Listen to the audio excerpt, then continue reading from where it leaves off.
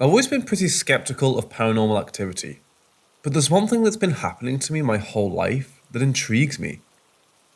Sometimes, when I'm not focusing on anything or zoning out, I get a first person perspective look at an environment, like me standing in a certain place while a certain thing is happening. It's not like I'm actually there, I just see it in my mind's eye. I don't think anything of it until days later, when I find myself in the exact position I envisioned before, with the exact same thing happening. It's an intense feeling of deja vu, because I'm such a skeptic. I don't rate any of the images I get down because there are plenty of them that don't come true right away. And then I think that maybe I'm just thinking of common environments, and then I go there. But when the thing I envisioned happens, I can always tell. It's more than deja vu. It's like getting chills or a sense of being unnerved. Why do I feel this way if I'm not even convinced what's happening is real? Sometimes I can remember exactly when I envisioned it. Sometimes I just get the unnerving feeling, and I know that I must have seen it at some point, even if I've forgotten when. The strange part about this is that I talked to my biological mother about it years ago, and she says the exact same thing happens to her. I haven't brought it up since then, but I'm going to.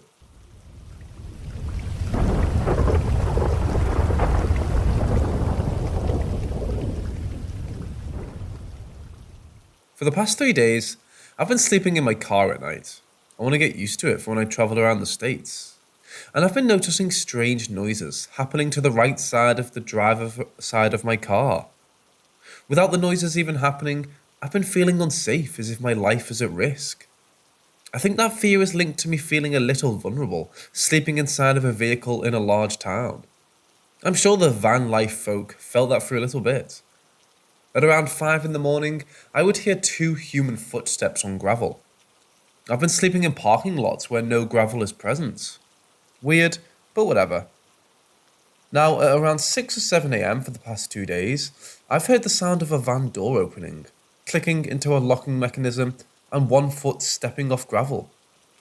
The sound of that is incredibly close and happened on the described side of the vehicle.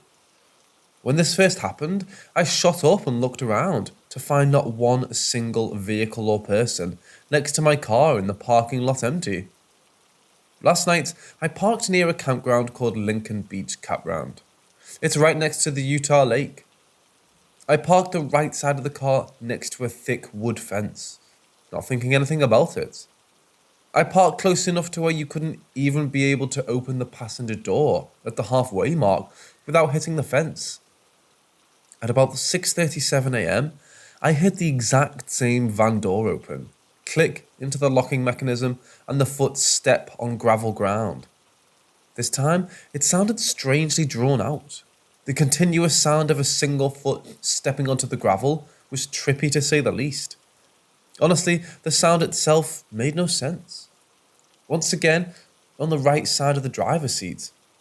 I froze in fear because obviously nobody could be parked there. Slowly perking my head up to investigate, I saw nothing but the wood fence next to me. This isn't the first time I've heard unexplainable noises coming specifically from the right side of the driver's seat inside of my vehicle. I wonder if something has been following me. What's your thoughts on this?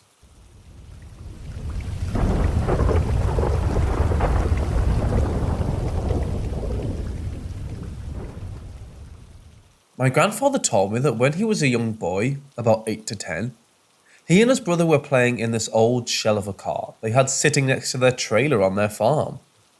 He said the car still had its seats and the steering wheel, but other than that, it was just a hunk of metal. Anyways, he said they were sitting in it, playing, when all of a sudden, they both got sleepy and fell asleep.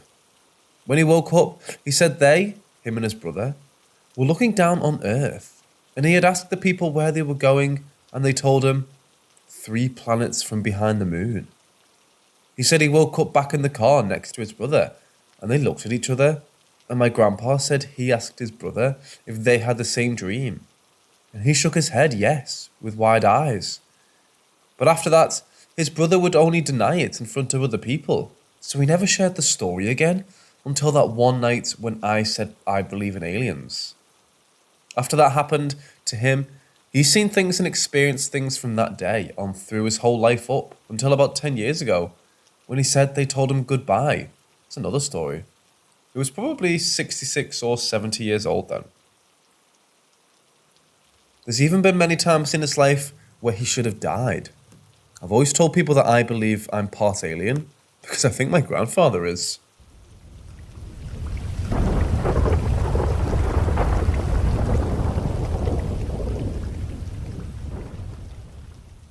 This is something that happened to me when I was in school. I was playing with my friends when I caught the feeling someone was watching me. It was a big break, so many kids were running around, playing catch me if you can and stuff. Suddenly, I see this girl leaning on one of the walls of our school building. She just stood there and stared at me with this evil expression.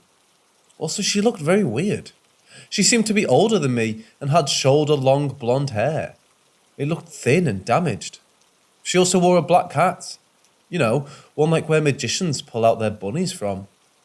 She was completely wearing black and had a cloak on that was black outside and red inside. She had her arms spread away from her body, like if her body would form a crucifix. I froze and stared back, confused from her weird appearance and behaviour. Then she said, "What the fuck are you looking at?" She said it in such an aggressive tone that I looked away and tried to act like I didn't hear it. At this point, I was kind of scared of her and not sure what to do now. She was still looking at me, watching me. When I blinked, she had moved 1 meter from the spot she was standing before. I was so scared at this point.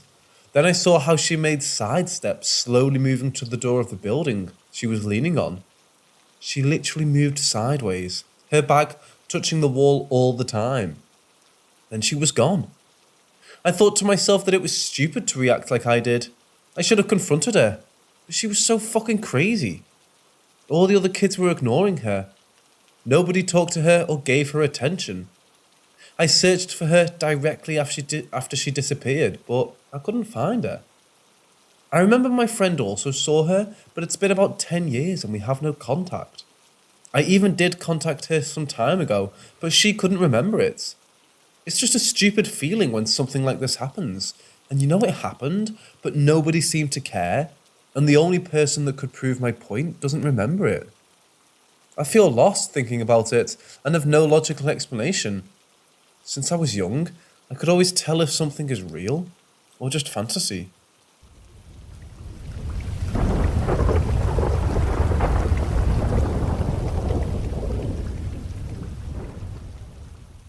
About a month ago, I purchased a camera recorder for my PVS-14, the VRS MK3. I own a few night vision devices and wanted to be able to record when I go shooting at night. The night after it came in the mail, I clicked it onto my PVS-14 and tested it out in the house to see whether or not it was working. I started walking around my house, shining my infrared light and laser. I heard a noise behind me while I was walking into the hallway to the bedrooms. It sounded like it came from the sink. When I turned around, I saw nothing and kept goofing around. You can see shortly after this, I walked up to the kitchen and looked at the sink, still curious about the noise. Nothing there. It wasn't until after checking the recording that I saw that there was a white figure standing by the sink when I turned around. In fact, you can see something crouched over the sink when I look from the living room to the hallway shortly before. Important to note that the recorder is low quality, but I could see everything in that kitchen crystal clear when I turned around and didn't see anything odd. The light and laser were not on when I turned around. I did have an infrared LED on the back of my helmet, and my best guess is it's a reflection of some kind. Only issue with that theory is that I've tried to recreate it multiple times with the same conditions and have been unsuccessful. The house was relatively new, built in 1984, and while the owners that built the house recently passed away, they didn't die in the home. The following night, I was home alone and an empty can fell over on the countertop and rolled into the sink while I was on the other side of the house. The second I heard it hit the countertop, the hair on my neck stood up. I knew for a fact that the can was sitting level on a flat surface, with no open windows or source of a breeze. A week after recording this, my girlfriend gave me a call while I was at work. She said she felt like someone was in the house. She said she couldn't explain why, other than she heard loud clicking occasionally. I told her it was probably the thermostat kicking in and that I'd be home soon. My girlfriend woke me up the next morning, wondering why I left the scissors in the middle of the floor, downstairs in the den. I told her I know for a fact I left them in the chopping block in the kitchen before I went to work the day prior. She said she hadn't been downstairs in a couple days. We're the only two in the house. Our house is a bi-level and we mostly live upstairs. The downstairs has a bedroom, bathroom and den for guests. She was freaked out since she heard clicking the night before. Haven't had anything weird happen in the 3 weeks since.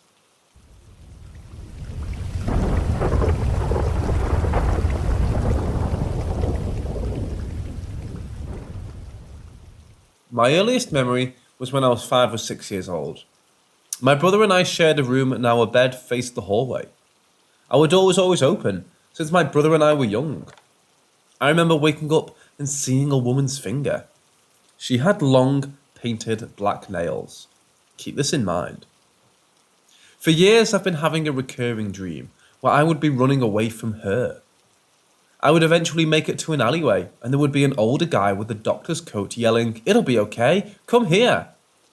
He would manage to capture her and restrain her in a hospital bed. Who is this her? I don't know much about her, but before the dream started, I had gotten a very realistic dream. It felt as if it was actually happening. She was sitting on one of the dining room chairs with a doll on her lap that looked just like her. She had messy black hair, white laced gown, a veil, pale skin, and the exact black nails I saw a few years back. Please hang with me, this isn't the craziest part.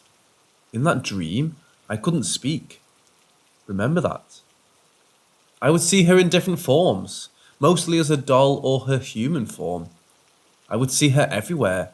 It didn't matter where I moved. She would all appear in hallways, my bathroom, etc. There would be nights I would hear talking at night. It sounded like two people talking in gibberish. After 10 years of this, I finally told my parents about it. My mom prayed over me in my room. Later that night, my mom had a dream of her. She looked at my mom from on top of her bed, then grabbed her legs and dragged her to my room. My mom tried rebuking the demons, but guess what? She couldn't speak. I asked my mom for more detail on how she looked, because I didn't fully believe her. She told me she had a veil on, something I didn't tell her. But she said the veil was covering her face, but with me, she had it up. I don't know why she had it up with me. I don't know why she's so persistent watching me. After that incident, it stopped, but I still sometimes feel as if someone is watching me.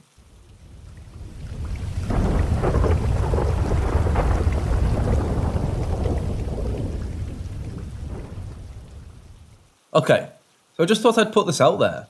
Not really even as a warning, but more as a way to share information with individuals that could possibly go down a similar path to me, with the wrong mindset, and possibly make the same mistakes I did. I've always been fascinated by the supernatural/paranormal, ever since I was a child, and my obsession began after reading the Darren Shan books. Anyway, that's beside the point. So when I went to uni, I started getting into a lot of occult reading. I went to uni in central London, and there's a bookstore called Watkins. Anyway, I would spend many weekends there perusing the different occult books and artifices that they sold. Often, they were very expensive, but I'd gotten a student loan and had some money spare to play with. Eventually, after many months, having read a number of occult books, I decided to get a Ouija board. Yes, I'm a fool. Okay, so a couple of weeks later, me and my girlfriend are chilling in my uni room. We've had a little to drink, but not too much. I decide to bring out the Ouija board and see what she thinks. Needless to say, she was initially skeptical and apprehensive, which made sense. She has a family history of extremely proportions with the paranormal. That's not my story to tell. Eventually, we nut up and decide to try. At first, nothing really happens. We ask silly questions and I try to scare her a couple of times as one does. So eventually, we start to relax more and it turns more into a game than a true experience, trying to contact the other side. In our minds, at least. I decide in my ignorance to call out to an entity while we're using it. Azazel, a name I'd read about in some of the occult books aforementioned. My girlfriend looks at me strangely, as at this point, I'm kinda just losing it, calling out to this entity. Thinking back, I'm not really sure what compelled me. I shit you not, my curtains start to close really slowly by themselves, and my wardrobe starts opening and closing. To say we both shit ourselves would be an understatement. We ran out of there. We got a coffee and talk about it. But even at that point, we're semi-laughing about it. Probably read too many books or something, became desensitized. I don't know. I walk my girl to her dorm and go back to mine to sleep. That night, I had the most intense dream of my life. And let me tell you, it was a nightmare. I don't really feel like going into details right now, as I get severe anxiety when I visualize it too much. But basically, it was of hell, torture, and suffering. Years later, I've never touched anything to do with the occult since, other than to protect myself against contact from entities that wish to do me harm. To say that the dream I experienced that night scared me would be putting it nicely. Anyways, that's my story with the paranormal. Take it as a lesson, a warning. However you wish to internalize it is up to you. I just felt I needed to express it.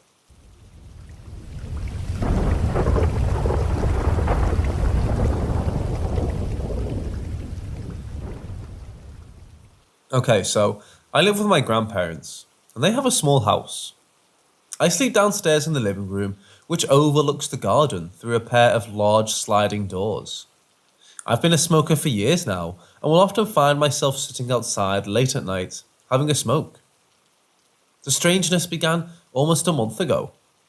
So as I'm sitting watching some videos on my phone while having a late night smoke, I start to get a really bad headache. In my head, I'm assuming I've just been on my phone too long, and so decide to switch to some music instead. As I'm listening and about done with my smoke, ready to get up, I see a strange sort of black smoke figure near our conservatory at the end of my garden. I look at it for a while, wondering what it could be, or if maybe my mind is too addled from the lack of sleep and I've begun hallucinating. Anyway, eventually I convince myself it's nothing and go inside to sleep. Nothing happens until maybe 2 weeks later, when the same thing happens. This time I use the torch on my phone to light up the area, but I can't seem to see anything. Once I shine my torch on it, so I get up and see the same black some figure in the gloom. Its head was angled towards me and I was really scared. I felt like maybe everything I believed to be true about the world was wrong. Just to clarify, I'm a really skeptical person by nature, preferring to lead my life on the assumption that the observable cannot influence us, even if some strange entities may exist. So yeah, I was shook. I eventually gathered the courage to run inside, but I don't know. I've seen it from those big window doors twice since, and it's freaking me out. I feel like it's watching me. For what reason, I couldn't tell you. What should I do?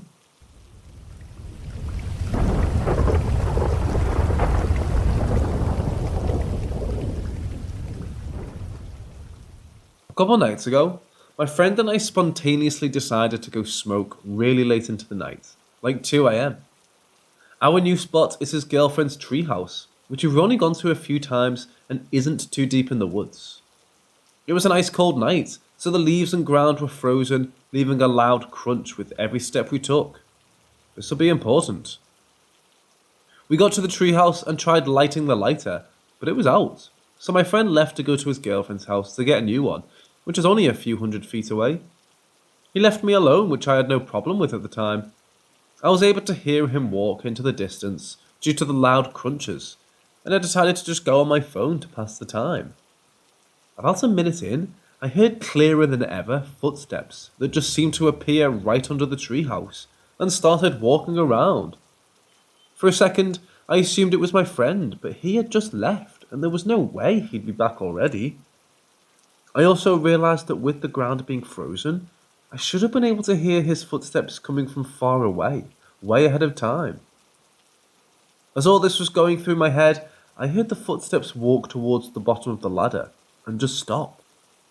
I completely froze and avoided moving so that whatever was below me wouldn't hear me. I texted my friend hoping he left his girlfriend's house and was just messing with me, to which he responded that he was still over there.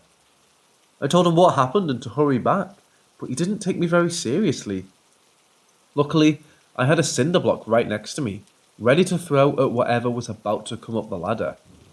A few minutes went by and I didn't hear the footsteps again. Of course, I had my friend's footsteps coming from at least 50 feet away coming back. I just decided to completely forget about what happened, and we went on with our little sesh, spooked out.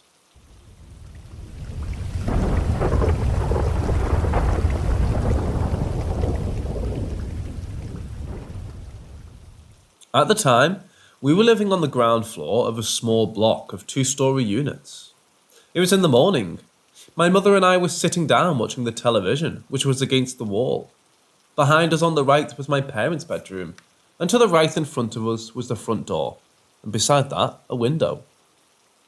I recall we were watching the TV, when in the corner of my eye, I saw movement. As I turned my head to see what was moving, I could see humanoid shapes speedily walking, or maybe running, into my parents' room, as if he walked in, through the window I'd guess, though perhaps it was the door, and went into the back bedroom. Not through their doorway, but straight through the wall, as the crow flies. I turned to face my mother, and she was looking at the same thing. We were both surprised. I ran into their room to see what was there, and it was just my father laying down, fast asleep, on the bed. So I returned back to the TV, thinking about what I just saw, and about half an hour later or so, my father gets up saying that he had a dream, that an ancestor of ours came to speak to him. He recounted the strange dream he had and the person he was speaking to. I recall him outlining how the man he spoke to dressed like in the dream. I'll leave that out for privacy's sake. Now looking back, I can't recall what the message my father received was, but my mother told him then that both of us had seen a shadowy figure walk straight into the room, not a while before he got up. He didn't seem too shocked. I'd later learn that this was not uncommon in this family.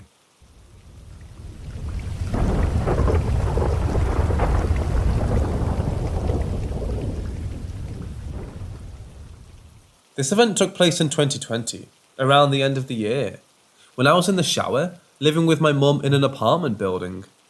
Now, the bathroom has a small window just above the toilet, which looks into the lobby, which if open, has a decent view of anyone in the shower. So naturally, we would always have the window down almost completely. Now this window was also frosted glass, so you can make out a figure on the other side, but with no great detail. Over this window was a fly wire netting with a small hole in it around the bottom, about an inch or two from the window. Now for reference, this hole is not big at all. It's tiny, but it's there. So one day I'm showering, window less than an inch open as usual. Then in the corner of my eye, a long, somewhat pale finger began to extend through the small gap I left open in the window. At this point, I'm kind of too shocked to move, like a deer in headlights, but my mind was racing. I thought there was some creep trying to open the window or someone trying to scare me. I recalled the small hole in the flywire net, so I was about to shout something out at this person. Based on the size of the finger, I thought it was a guy. Until I realised that this doesn't add up. You could force fit your finger through the hole somewhat, sure. You would be scratching yourself on the exposed metal wire though. But after, the wire is a solid 1 to 2 inches of space before the window opening. And with the amount of finger I was seeing, nearly to the start of the proximal phalanx, meaning I could see past the knuckle, I was astonished that someone had a finger so long, and that it could fit in the small gap between the window and the wire net. Thing was, I know everyone who shares my lobby.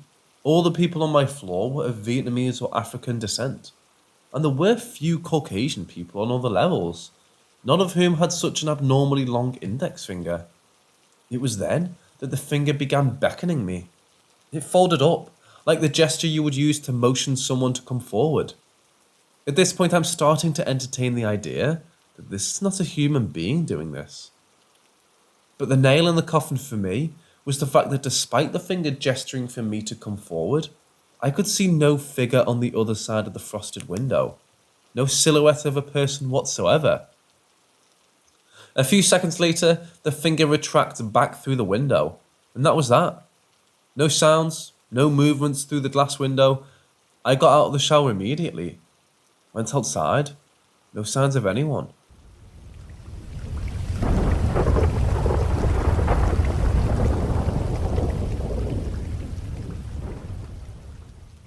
Something kind of strange happened to me a few years ago. I was living in an apartment townhouse with two other roommates. Both roommates were gone for a couple of days because it was Thanksgiving, and they were spending it with family, each to their respective hometowns. I had the house to myself for 3 or 4 days. On the second night alone, I decided to make myself some macaroni in the kitchen around 1 a.m. So I'm stirring the noodles in the pot, and out of nowhere, I become very, very terrified and fearful. I felt something, and some kind of fear of being watched, and I can't explain what this was. I looked over my shoulder almost to expect someone standing there, but there was nothing. I was trying to calm myself down because there was nothing. I couldn't shake this absolute terror and fear. I felt it climaxing and rising up in me. It was rising and rising, and the hair stood on my arms and neck, and I felt close to complete panic. And then pop! All the lights went out. It was pitch black, total darkness, and the stove turned off. And I became so terrified that I ran out the kitchen door with no shoes or coat. I ran out into the parking lot and felt like I was in a horror movie. There wasn't anywhere for me to go. I didn't know my neighbours, and it's 1 a.m. My feet were freezing though, as it was November, and after some time, I didn't know what to do but just calm down in the parking lot. I couldn't just not go back to my home. So eventually, I just got brave and went back in. I found my phone and used it as a light. I called someone and told them how scared I was, but nothing could really be done. They didn't live near me. I eventually went to sleep and woke up to the lights working again and soggy noodles on the stove. It just really freaked me out that my hair stood up and I had a panic attack before the breakers seemed to switch, or whatever happened with the electricity. Could be nothing, I guess, but it seems straight that I felt absolute terror. Like another sense came to me where I felt extremely unsafe.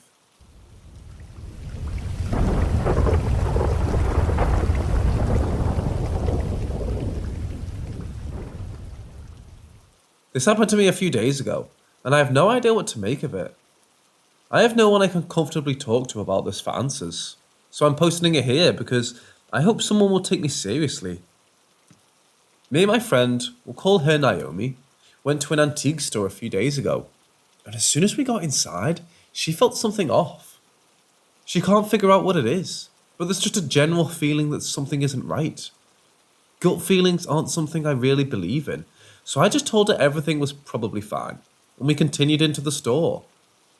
Naomi kept looking over her shoulder the whole time, not in a frightened way, but more like she had her guard up and was on the lookout for anything that could go wrong. Whether that be a bookshelf falling over or someone having a heart attack. She says she's psychic for that kind of thing, but again, I'm a big skeptic. There is one thing I find strange though. I keep seeing someone out of the corner of my eye. I always notice them just a split second before they leave my line of sight, behind another shelf or always another corner. You know when you think you see shadows right at the edge of your vision, but there's nothing there when you look? It was that exact sensation, but I know someone was there. And it wasn't just my imagination. It wasn't necessarily threatening yet, but still a tiny bit curious. Here's where things get weird. Naomi and I are pretty good at sticking together when we go to shops like that, but we occasionally go off in different directions. Normally, we'll at least give each other a heads up if we're splitting off to a different section, but at some point, I turned around and she was just gone. No warning or anything. Initially, I thought it wasn't a big deal because I figured she'd turn up sometime. So I'm by myself in the back part of the store, and it's full of candles and astrology-themed stuff. I thought I was alone, but when I went to leave that section, there's some woman standing right behind me. Immediately, I just got a weird vibe from her, and I was super uncomfortable. Like, she was standing just a little bit closer to me than a normal person would. I stepped out of the way because I thought she was trying to get past me, but she just got even closer. It put me on edge enough that I started to hold my keys between my knuckles. Before I could tell her to back off, I had the sensation that I was falling asleep. Everything in my brain just started going fuzzy, and it was getting harder to think. Next thing I know, I hear Naomi saying my name over and over, and I wake up, still standing in the exact same spot. But the woman wasn't there anymore. I asked Naomi what happened, and she said she had been trying to get my attention for 2 minutes. Apparently, I had just been staring blankly ahead as if I was hypnotized or something. I remember none of those few minutes. It's all completely gone, like I was literally asleep, standing up with my eyes open. I asked if she'd seen the woman, and she just got this serious look on her face and asked me, "Did she say anything to you?" I said I didn't hear her voice, but I was also a bit unaware of everything for a few minutes, so I just said that I don't remember. Naomi took my hand and walked us straight out of the store, and she would not let me talk to her about it anymore. She was really freaked out, to the point where she even checked the back seat of her car before we got back in, like she was making sure no one was hiding. She barely spoke the whole drive back. She dropped me off at home, and since then, we've only texted.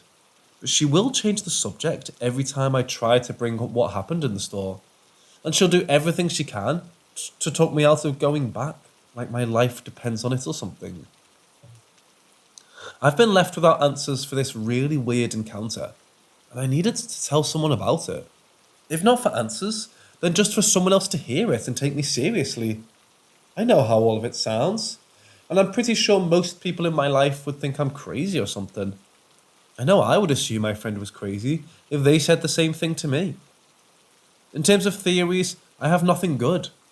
I don't think the woman drugged me, because I can't find anything online about any drug that just incapacitates a person for 2 or 3 minutes before instantly wearing off. When I regained awareness, it wasn't like a gradual thing. It was like Naomi flipped a switch. I don't think any drugs can do that without some other side effects.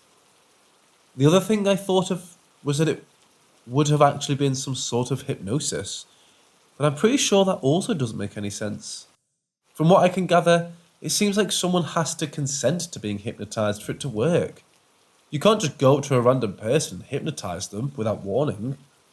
Maybe this is just me being cocky, but I feel like I'd be pretty difficult to hypnotize anyway. Just to be clear, I don't take any drugs and I don't drink. I don't even use over-the-counter cold medicine when I feel sick. I just typically let everything heal by itself. Also, I have no history of mental illness besides what some people in my family think is an undiagnosed case of OCD. If anyone has any ideas, even if they're really out there, I'm willing to at least hear them. Again, I know how this all sounds, and even if you don't believe me, I appreciate people listening to the whole thing.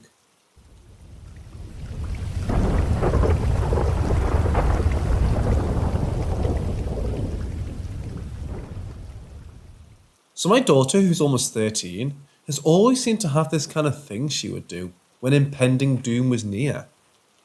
The first instance was when my grandfather was sickly. He had prostate cancer. Anyway, well, one morning, we were over there helping my grandmother out.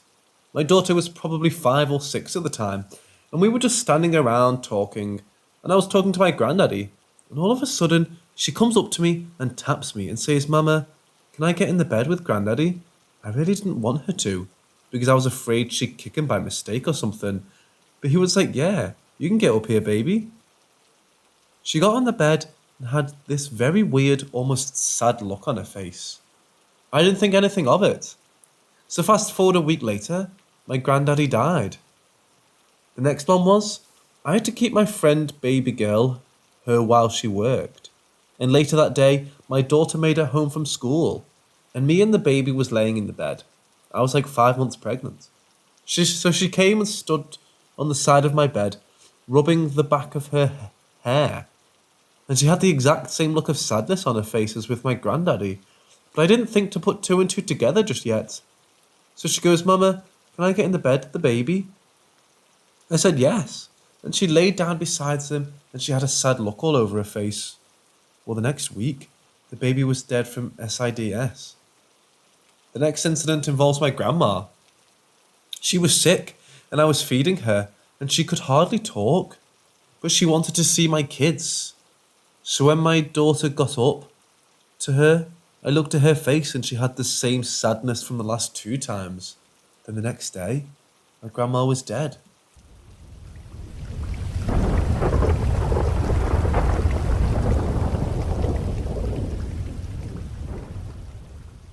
Back when I was in my late teens, I moved out of home, out of town, then rented a room from some couple.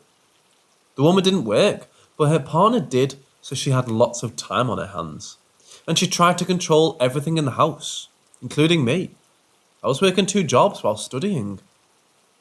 The woman, who literally had no life besides from trying to mess up other people's lives, started doing weird stuff. For example, I woke up to find her watching me sleep. She stole my sunglasses, killed my fish, etc. All in the name of being a... She tried bossing me around and in real life trolling. Though she would disappear every full moon to apparently get nude and dance with her coven in the mountains.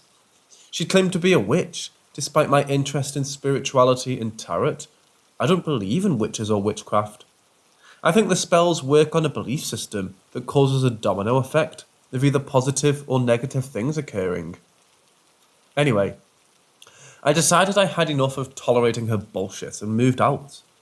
That resulted in her stalking me via turning up to my workplaces and staring at me for hours. I reported her to the police, then she tried to cyber stalk me via Facebook and phoned me 1,000,000 times. After moving into a new place, I would wake up in the night to see something standing in the corner of my room. Yet whenever I got up and turned the light on, it disappeared. Hence, I assumed I was dreaming. Eventually, it started standing at the foot of my bed, but again, whenever I tried to get up or turn on the light, it would vanish. One night, I woke up to it standing there like usual, but this time, I could see a creepy woman's face on it. It was smiling at me. I said, "Fuck off," and it vanished. For a while, I didn't see the thing, but I started coming up with scratches all over my body. I had no idea where they were coming from. I would find them on my arms, chest, hips and thighs. One night, I woke up and ran to the bathroom mirror because I thought something bit me, to find scratches on my shoulder and back like someone just clawed me. I checked my bed for anything that could scratch me and even visited a doctor who asked me if I was self-harming. I wasn't and couldn't figure out where the scratches were coming from. The last incident occurred one night when I was half asleep and rolled over to my side. I felt air on my face. Originally, I ignored it until I felt a big gust of air directly into my face. I opened my eyes to come face to face with this rotten, bloated, dead-looking woman. She looked wet, like someone killed her, then left her in some water to rot. Her body was coming out from underneath the bed, while her head was propped up near my face. I actually screamed and was too scared to get off the bed. I covered my face with the blanket, then started saying prayers and waited until the morning. After that, it never came back and the scratches healed. It scares me to think about, but I do wonder if it lived under my bed for a period of time and was scratching me from underneath. As to where it came from, again, I don't believe in spells. Whatever it was wanted to pose as female. I think it was part of my loser ex-housemate, like a malevolent manifestation of spite.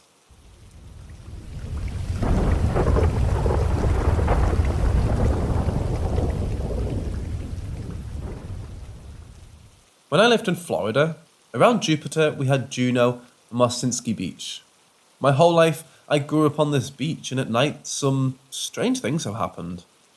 From UFOs to apparitions, I've always felt a strong natural spirit here. Later in my teenage years, I was often kicked out of my house anywhere from weeks to months at a time. I lived on these beaches. Most specifically, I almost always stayed at Shower 39. Shower 39 was the heaviest I felt this nature spirit. I even saw what I dubbed a beach demon there in the trees. Two of my other friends saw this and still talk about this. Still, for whatever reason, I felt safe here and comfortable, sleeping below the shifting canopies of the sea grape forest. The way the beaches are laid out is a sidewalk, then a long stretch of sea grape forest that stretches the entire beast. Then the beach. I've spent many isolated nights on my own on these beaches, from 16 till 23. There was this tree that me and my friends dubbed the Spirit Tree. It was an uprooted tree that appeared on the beach in certain months. It would wash up on the beach mostly in the winter months. It'd wash up when the storms came, and it'd be on the beach for a couple of weeks or a few days. It'd be right where the surf met the beach, as most trees that washed up would be in the surf. Now, what made this tree unique is that it was the same tree. Every time for as long as I can remember. It would also wash up in the same general area, from shower 32 to shower 44, most prominent around shower 39. My personal favourite shower, where I've experienced the strangest things in my life. I'd see it a lot while I was on serious psychedelic journeys. But other people who were sober and with me would see the tree and they always freaked out. Because on the rational side, this should not be possible. But here it was, with most of the deepest carvings remaining on it. The same exact tree, months later. You would drive yourself insane trying to figure it out. And around the tree, everyone would feel this vibe of deep respect, mystery, peace, love, and wonder. For some, it would elicit an overwhelming feeling of anxiety. I remember I was with this one girl when I found it one day. She didn't fully believe me, but insisted that we leave. I was climbing all over it, hugging it, looking at all our old carvings. I was tripping.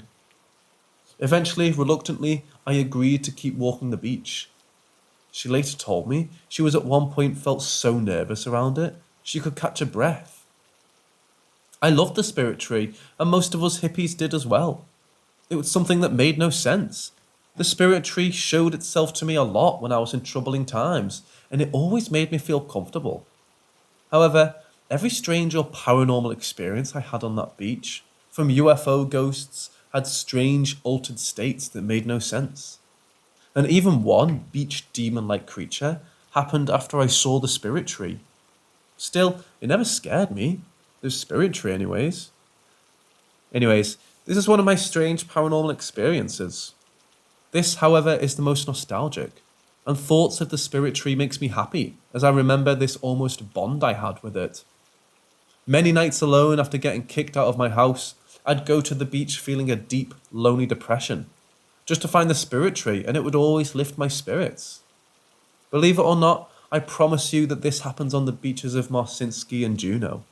And if you find a tree washed up on the beach one late night around shower 39 with carvings all over it, looking older than time itself, show your respects to this wonderful, amazing spirit tree if it strikes your fancy.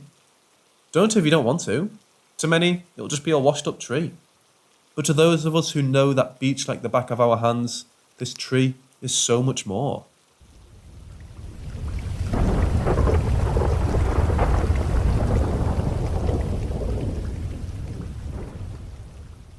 I've had a handful of strange happenings, but this one takes the cake as the most sinister one that I've ever experienced. I don't even like thinking about it because it still chills up my spine. Okay, here goes nothing. When I was a kid, my mom moved from house to house a lot. We were not well off to say the least, which resulted in us staying with a lot of other people. This house had some strange things that happened right off the bat. We'd hear footsteps all over the house all hours of the day, but more often late at night. Doors would slam occasionally, drawers would be open, etc. Your typical haunted house type of deal. Being somewhat used to this at this point because I grew up on a haunted Coast Guard base, it didn't really bother me that much. It spooked me when doors would slam, but I wasn't really terrified. My mother was very Christian, and she would tell me not to pay attention to these things because they just wanted to scare you. So I braved it pretty well. It always seemed like my mom and I were attracted to these type of things. Well, these weird things started increasing over time. I started seeing a very inhuman entity in my room. This thing with a deformed trunk got half grey or blue in colour, huge eyes and lanky demeanour, and would be seen by my bedside looking down at me. Its face was skinny and deformed, and I could see the glowing blue bubbles floating around the room when it appeared. I couldn't not be afraid at this point, and I would now be sleeping in my mother's room. But this thing would keep appearing, and I would shake my mom till she woke up. When she woke, the entity would be gone. After a while, I learned to ignore this thing. When I felt the chills hit me when I was trying to sleep, I would throw the blanket and pillows over my head. Eventually, I'd start praying, and this seemed to work after a while. Well, one day, me and my friend are in the backyard playing Marco Polo without the pool. It was kind of like hide and go seek, except you can whisper polo and you have to stand still. Most of the time, my friend would always whisper polo.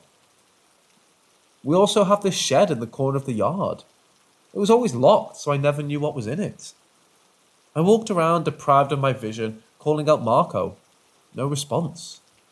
I called out again with no response. I called out again rather annoyed because he always tried to cheat like that.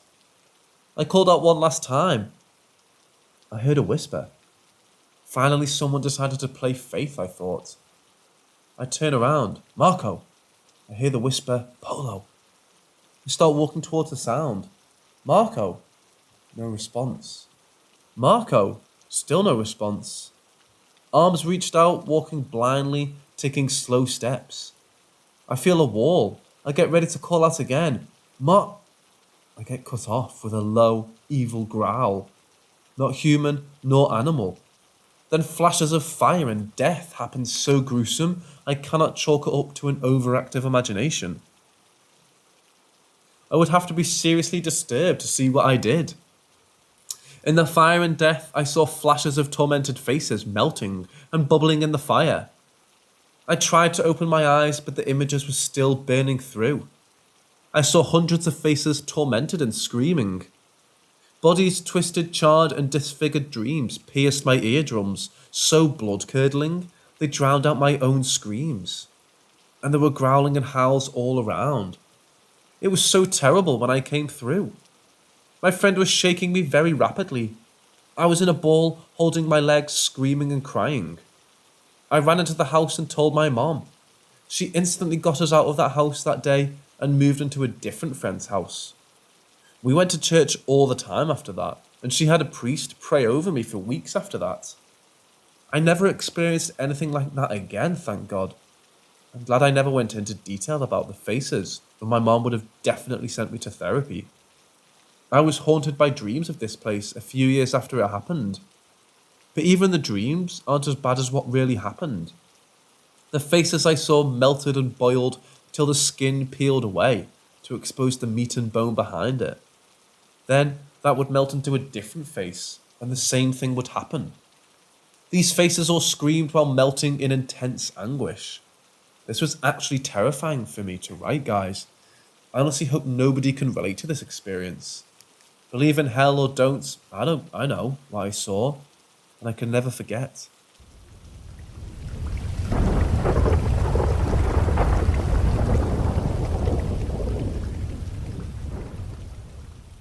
In the summer of 2017, around 2 hours after my grandfather passed away, me and my sister were in a horrific car accident. It was a bit past midnight. We were on our way to my grandpa's house. I was behind the wheel and driving moderately fast. I was supposed to make a U-turn, but the brakes failed and we hit the guardrail. The front of the car was demolished and both of us were badly injured. I believe I lost consciousness for a few seconds, and when I woke up again, I looked at her and saw blood all over her face, and realised that she too had lost consciousness. She was slowly coming to, when I squeezed myself out the window and went to the other side to get her out of the car. Her door was stuck just like mine, so I couldn't get her out. People started to gather around and called 911. The firefighters came and removed the door and finally brought her out of the car. When the ambulance was taking us to the hospital, I was having the longest deja vu of my entire life. I knew which hospital we were going to, even though nobody told me. I knew how the interior of the hospital looked, somewhere I've never been before. I knew the name of the doctor who was supposed to stitch me up, someone that I've never met before. It's weird, because as soon as me and my sister were alone and could talk to each other, she told me about how she feels like she's been there before and was feeling deja vu the whole time.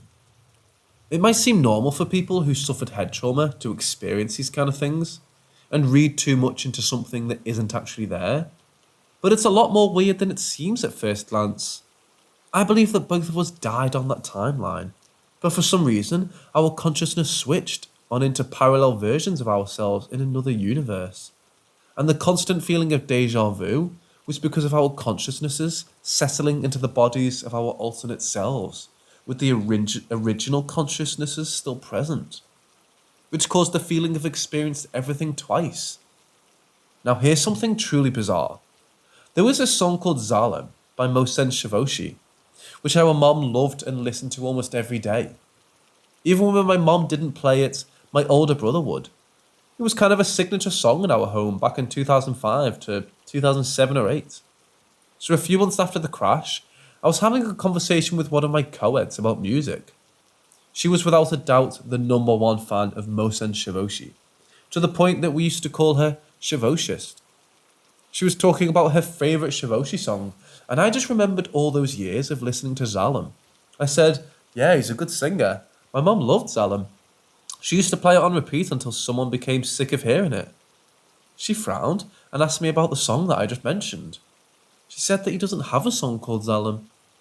I thought maybe I got the name wrong, so I sang the chorus. She shook her head and said it's not Shavoshi's song. She named Farouk as the singer. I swore that the song I used to listen to was Shavoshi. His voice is unmistakable. There's no way I'd be wrong about that. So she asked me to send her the song. Obviously, I didn't have our old computer in which the song was stored on, and I couldn't find our old Shavoshi mix CD. So I googled it, and no matter how much I looked, I couldn't find it online. I even searched for the lyrics and only found the song Zalam by Farouk. I thought maybe it's the same song and I was wrong all along. So I downloaded and listened to it. But the song by Farouk can't be more different from what I remember. Sure, it has the same lyrics, but the melody and genre of it are completely different. So I asked my mum about it, and guess what? She never heard of it, nor did my brother, who gave us the song in the first place. They have no recollection of that song, whether it's Shavoshi or Farouk. On the other hand, my sister remembers it. I sang her the chorus and she said it was Shavoshi's song. Somehow, she and I have memories about a song which doesn't even exist in this world. I don't know why or even how it's possible, but I sincerely believe that we moved through the dimensions when we were both unconscious after the crash. I've heard stories that happened to other people, which are similar to our experiences. I don't want to get into too much on this one, but I think it has something to do with my grandpa's death. Maybe we were supposed to die that night, but his death caused an event which led us to moving on into another universe where we didn't die.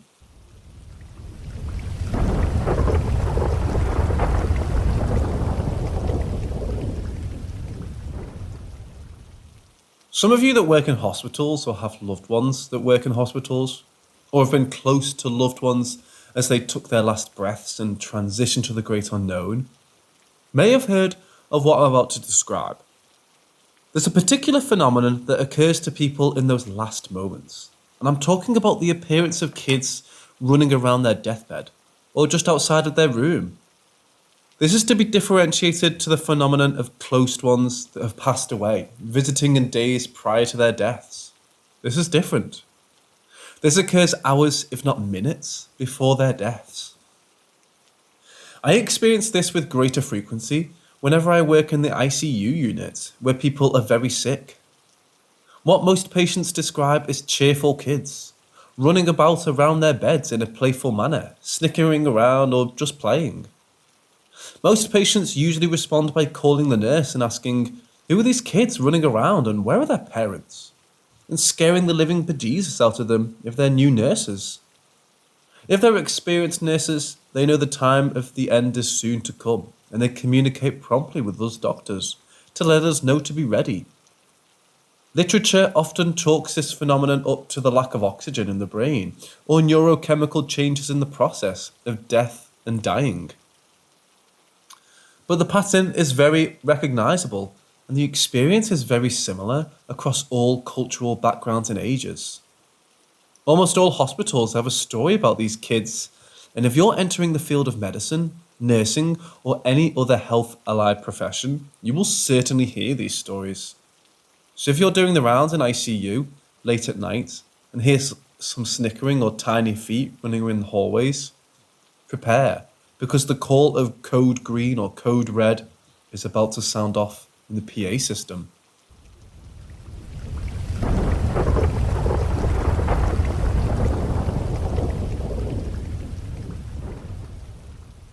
As an internal medicine physician, I deal with all types of diseases and human conditions. Now, I've done this job in medicine, has been calling for more than 15 years. So I can easily say that at this point in my career, I'm able to identify patterns in patients' experiences and see some commonalities. Well, these commonalities also expand to the realm of the arcane and unknown. There's a common experience that is, should we say, odd in its reproducibility and parallel nature from patient to patient. I'm talking about patients coming in for restless nights, poor sleep quality, and headaches that undoubtedly get a later diagnosis of sleep apnea from me after the patient's sleep study. Now, here's the interesting part. Almost all these patients have an issue with hyperreal dreams that can range from an astral projection type of experience, hovering above their bodies, and in some instances, encounters with family members that have passed on, or encounters with beings as well. The diagnosis here is straightforward.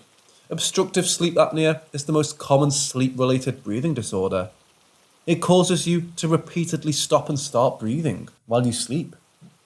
There are several types of sleep apnea, but the most common is obstructive sleep apnea. This type of apnea occurs when your throat muscles intermittently relax and block your airway during sleep. A noticeable sign of obstructive sleep apnea is snoring. When you stop breathing, your oxygen level drops drastically for short periods of time. This jerks your physiology into a panic and wakes you up to rescue you from your impending oxygenless doom. But when your oxygen is critically low, you can say that you're dangerously close to the threshold between life and death. In essence, a near-death experience on your favourite pillow. So the next time you see your loved one in a dream, your astral project, or have a wildly realistic dream, you could have had a brush with the Grim Reaper without knowing it.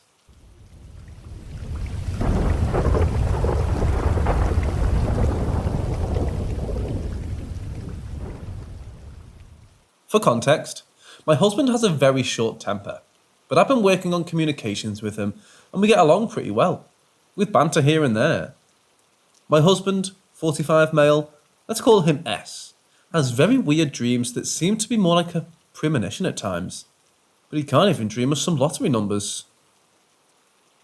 Anyway, about a week ago on a Monday, he told me not to accept any food offerings from anyone and not to leave my bag unattended. I carry a haversack usually as I go to gym during my lunch hours. I told him it's impossible to carry my bag everywhere I go, but I didn't receive any food offerings. Would be devastated if someone brought me a Krispy Kreme donut, only for me to refuse it. I asked him why he was giving me specific instructions, and he told me in his dream, an unknown entity told him that someone is out to get us through me. As it's a normal occurrence, him and his dream, I took note of this request. A few days went by, uneventful of course, but on a Friday, as I didn't go to the gym on that day, I decided to change my bag, from a haversack to a sling bag. I left my haversack on the floor of my room and I'd forgotten to set it aside. My husband picked up my bag. He's a bit OCD, can't stand a mess, and lo and behold, a condom fell out. Now, this would have easily caused a misunderstanding, except he had a dream forewarning him about something happening by me, And that condom stands in between me getting my ass divorced and the paranormal. How did the stupid thing even get in my bag? Also, we didn't have any condoms in the household at that very moment. I wasn't home when that happened, and naturally, he was a bit upset. So he stayed out of the house and told me to look at the pack when I came home. I did. I was like, meh, what is this? And told him to haul his arse home soon. And no, I wasn't cheating. Cheating is a very tiring game. I tossed the condom aside and totally forgot about it. S, on the other hand, was determined to check the condom. It was sealed, but the contents didn't feel like a condom was in it.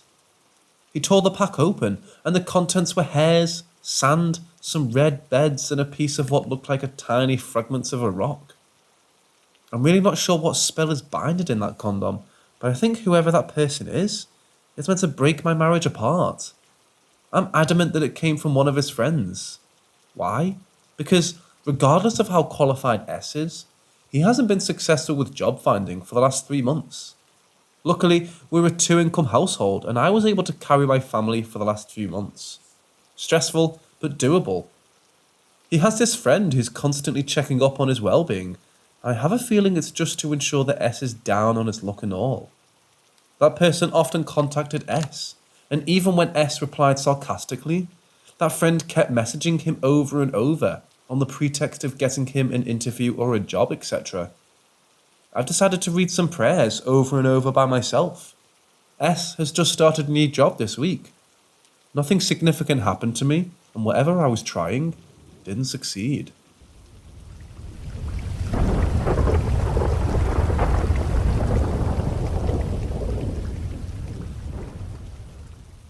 It's been a while since I've experienced any paranormal activity in my life.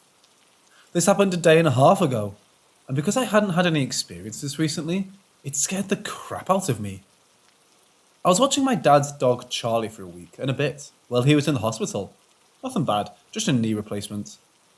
I was staying in his new apartment, which was an old Victorian house converted into 3 apartment units. My dad lives on the 3rd floor/attic, which used to be the servants' quarters. It's a really nice, newly modelled home with lots of character. The bedroom and bathroom are separate from the rest of the apartment, with a set of about 5 stairs leading down to it. The week started off great. I dropped my dad off at the hospital and said goodbye to my fiancée and headed over to the apartment. I figured it would be a great week of relaxing. I work from home now, so I'd be able to work from the apartment and take care of Charlie. Charlie is a big golden doodle mix, about 12 years old now. He's a gentle giant who loves taking naps on his heated bed. The first few days, I could hear creaking, scratching, and banging at night, but chalked that up to the old howl noises. Charlie didn't seem too bothered, so it didn't set off any alarms. My fiancée came over on the 3rd day to help me clean up the apartment.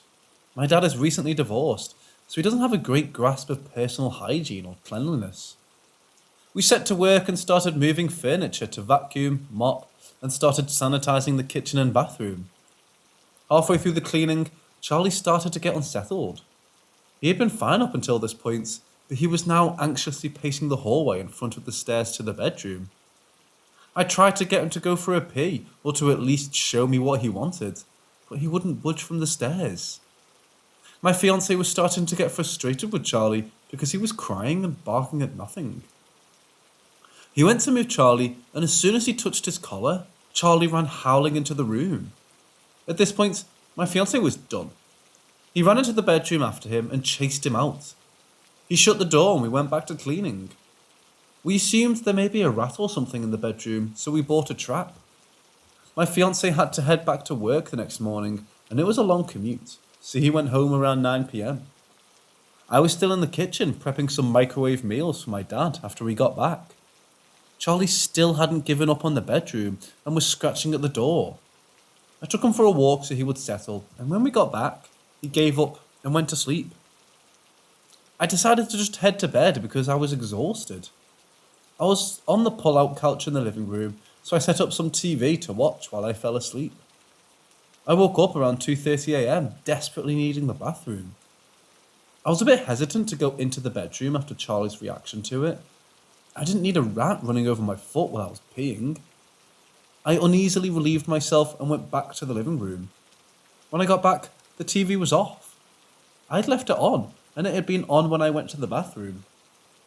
I went to turn it back on, and I could see the outline of someone on the TV screen. They moved behind a wall as I watched, and I freaked out and ran to the bedroom to call 911. I thought for sure someone had broken in. Charlie was barking loudly at this point, and I had to let him into the room with me to protect him. The police got there in a few minutes, but honestly it felt like forever. I explained everything to them and they searched everywhere.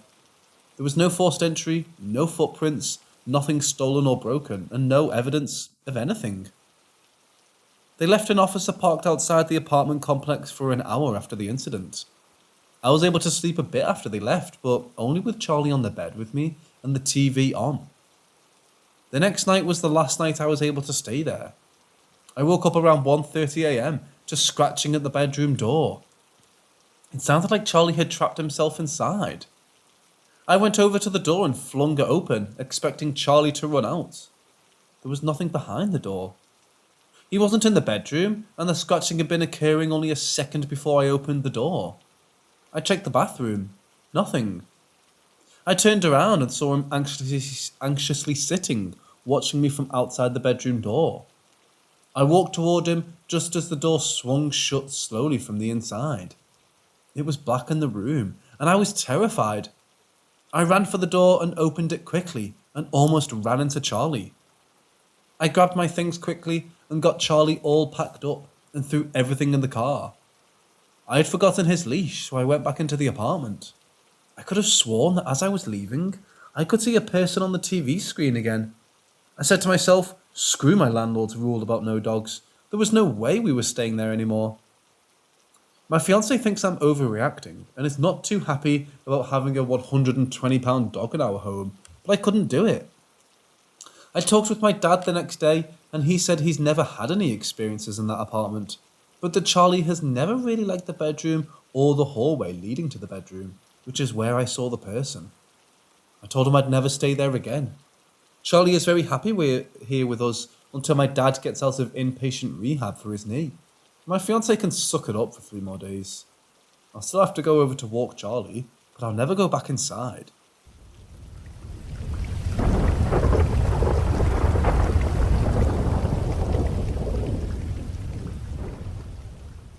We recently lost our baby girl, Missy. She was a special kitty. She lived with me for 10 amazing years after I adopted her from the shelter. Her old owner had passed away suddenly in the home with her when she was 6 years old, so she had a hard time trusting me at first. It took almost 2 full years to get her to trust me enough to pick her up. Despite how difficult it was to get Missy to warm up to me, she was so loving. After she did finally warm up, Missy was a cuddle bear. Even if she didn't want to be touched, she always wanted to be in the same room as us. She slept on the bed every night, took over our laps whenever we were sitting, and constantly would pat our heads and play with our hair. Missy was fiercely protective of us too. Anytime we were in pain or sad, she would find a way to cheer us up. She was clumsy, so it wasn't too hard to make us laugh. The night she passed was the hardest night of my life. Her heart failed from an infection we had been treating for a few weeks. We decided then and there to save her more suffering. We told her what was going to happen, and instead of her fighting the vet and us like normal, she curled upon my lap and peacefully went to sleep before we could euthanize her. She went out on her own terms, in her mama's lap, sleeping peacefully. That night, we noticed that all the paranormal activity we'd been experiencing was silent. Nothing happened. The next day, we were expecting the usual slamming of cabinets and shadow figures in the hall. Instead, we saw Missy laying on the couch watching us. That night, we woke up to some rustling sounds only to feel her jumping on the bed. The rustling noises stopped immediately. We didn't see her that night, but we knew she was there. The activity has been at a standstill for almost a week now. Every once in a while, we see a flash of Missy out of the corner of our eye, but nothing else has happened. I think our baby girl is protecting us in death.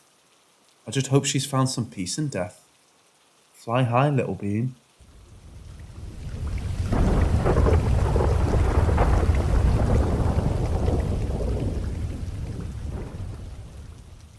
Recently, I was asked by my cousin to babysit her 3-year-old daughter and her newborn. We'll call the 3-year-old JJ and the newborn W for the purposes of this story. My cousin and I are very close, and I was even a bridesmaid in her wedding. JJ loves me, and we always have such a good time together. My partner decided to stay at our apartment for the weekend, while I went to see my cousins. My partner and I have experienced many changes recently, including a new house, new jobs for both of us, and the loss of a close family member. We've also been experiencing an escalation in the paranormal activity happening at our new home. It had been quiet when we moved from our apartment to the house, but in the last month, it's gotten far worse. Grief and changes in schedules can increase activity, or so I've heard, so getting out to babysit was a welcome change. When I first got to my cousin's apartment, everything was great. We caught up over tea as the girls slept for their afternoon nap. Cousin headed out around 3 p.m. and will be gone for 2 nights.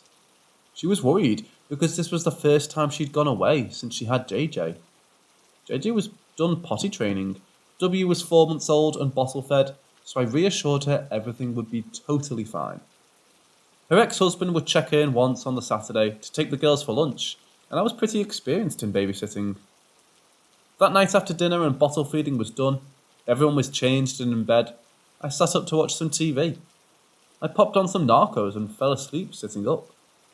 I woke up to a really loud commercial, only to watch the TV shut itself off. No biggie, it was a smart TV and probably had a timer. Then I heard JJ. She was babbling away to someone, and I could tell she was pretty unhappy with whatever was being said. Her voice was whiny and sounded like she was going to cry. I figured she was having a dream, so I went to check on her. When I got to the room, her light was on, which was unusual. The only light in the bedroom was a 5-foot-tall floor lamp that had a button that was far too high for her to reach. She's only maybe 3 feet tall, and the button is located at least 4.5 feet in the air. There's nothing surrounding the light that she could have climbed on, and nothing she could have moved to stand on to reach it. She was crying and was motioning to the ceiling, saying, "Zaza, he scares me." No one she has ever met has had the nickname Zaza. I checked with my cousin the next day to make sure. I got her back to sleep and shut off the light, after trying and failing to get more information out of her. I decided to stay up a bit to listen to her getting up and fiddling with the light. It was around midnight now, and I heard JJ moving around in her room. I heard something scrape across the floor and thought, "Ha, gotcha," as I ran to the bedroom. I opened the door and saw darkness. JJ was fast asleep with her face smashed into a plush toy. Nothing in the room had been touched. I freaked out a bit, thinking I was hearing things, when I heard W start to cry. I quickly closed the door so JJ wouldn't wake up. W was absolutely inconsolable. She kept staring at the ceiling and crying so hard she could barely breathe. I saw in the corner of the room that her nursing chair was rocking back and forth, and it was in the middle of the room instead of against the window. I moved it back and stopped it from rocking and quickly grabbed W. We went to the kitchen and just held her, not knowing what to do. I fell asleep on the couch with W in a baby bassinet next to me, and woke up with JJ sleeping soundly next to us. That whole day, I took the girls out and had some fun with them at the park, library, and a parent-toddler group. Their dad came to pick them up, and I asked him about what had happened the night before. He knew that our whole family had had experiences with the paranormal for most of their lives, so he said it might be the close family member who passed just checking in with us. That put me at ease, and I let him take the girls to lunch.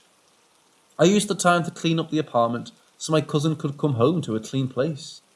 I then took a shower to wash the child's stickiness off of myself. This is when I realised it wasn't my deceased family member.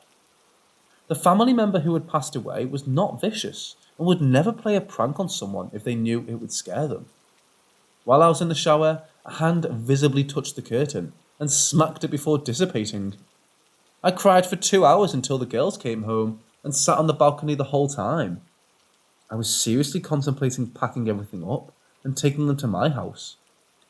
That night was pure terror, expecting something to happen every time there was a noise.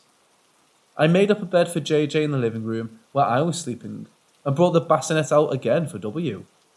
I cranked the TV and kept playing with the remote so the TV wouldn't time out. The girls seemed uneasy as well.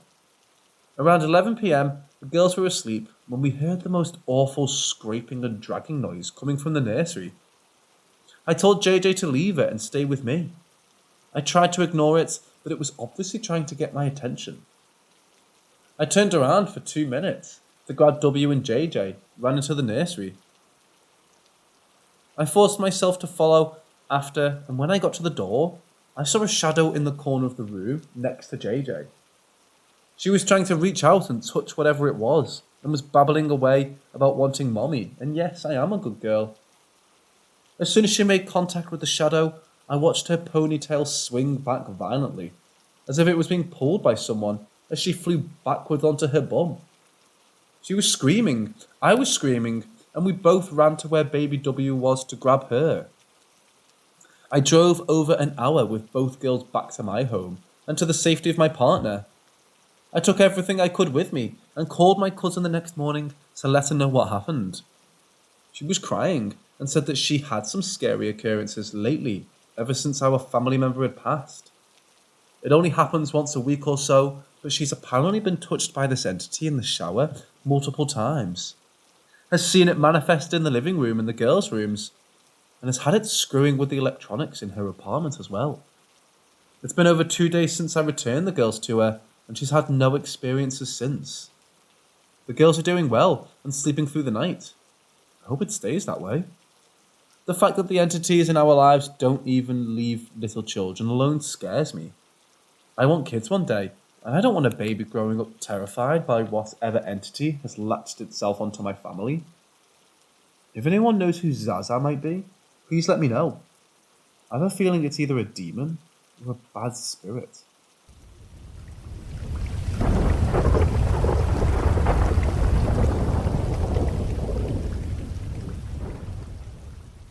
Long story short, a ghost at work harassed me and my co-workers until most of us quit. There was one person who stayed behind, my old boss. Unfortunately, he's been experiencing some pretty terrible things on his own, including being scratched and possibly bitten. He's been keeping me updated on the paranormal activity in the store. Multiple new employees have quit, leaving him understaffed. This has led to him basically living at the store, which has increased his exposure to the activity.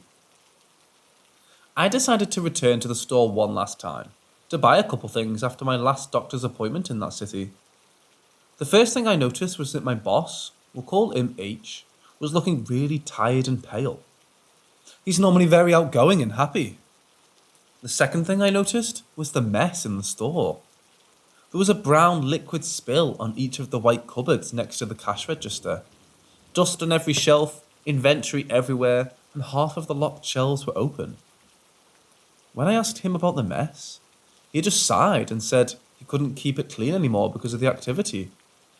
Apparently, the ghost has been creating messes and leaks throughout the store. Every time H cleans, the ghost messes it up, so he stopped cleaning. While I was in the store, we could hear random knocking noises, and when H was chasing me out, we heard a loud yell coming from right beside him. A couple of online order bags were thrown off the counter at the back while I was browsing, and the music paused a bunch of times. When I was exiting the store, I turned to look through the front window and saw a man standing behind H. I had been the only person in the store for about half an hour before I left. I'm glad I never have to go back. At home, the entity has gotten bolder. Around 3 a.m. every night, my partner gets pushed out of bed, violently. He now has bruises and cuts from landing on the nightstand every night. It's been a week of him being pushed consistently. When he gets pushed, you can tell it isn't just him rolling off the bed. He lands a few feet beside the bed and has been awake a few times to feel 2 hands violently shoving his shoulder. We resorted to getting a railing for his side of the bed. This hasn't stopped the shoving, but it has given him time to put his arms out so he doesn't fall on his face. I've been waking up at 3 a.m. every night for the last month to something sitting in the middle of the bed between my partner and I. I can see the dent in the mattress and I can feel it shifting around as if it's getting comfy just before the shoving starts. The scariest thing about the nighttime activity is seeing both my partner and my cat reacting to whatever is in the apartment. I almost wish I was going crazy so that I could take something to make it stop. The last experience I'll talk about today happened yesterday.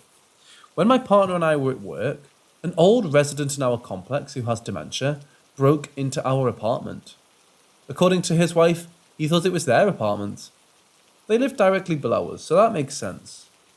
He'd gone for a walk and had ended up at our door. Someone had left the door unlocked, or possibly the entity had unlocked it. When I got home, I heard my partner's Xbox playing the Halo theme and saw someone sitting on the couch. I immediately closed the door and called 911. I knew my boyfriend wouldn't be home till 10 p.m, and it was only 5. I wasn't about to leave it to chance, and that this was the entity and not a real person. The cops found the old man sitting on the couch talking to someone in the corner of the room. Apparently, my cat had been sitting next to him watching the corner intently. His wife came to apologise last night and said that her husband had been talking non-stop about the shadow man from upstairs before he had gotten into the apartment. She said that the man had been bothering him for a long time and that now her husband was petrified at the ceiling in their living room ever since he was brought back home. She kept nervously looking behind me while we chatted. I kept trying to pry information about the complex and its history from her, but she rushed the conversation. The fact that 3 people are now having experiences with the same entity is freaking me out pretty badly. I haven't been able to have my cousin come cleanse the apartment since she just had her second baby. I'm going to try cleaning the apartment tonight myself, but I don't think it'll do much.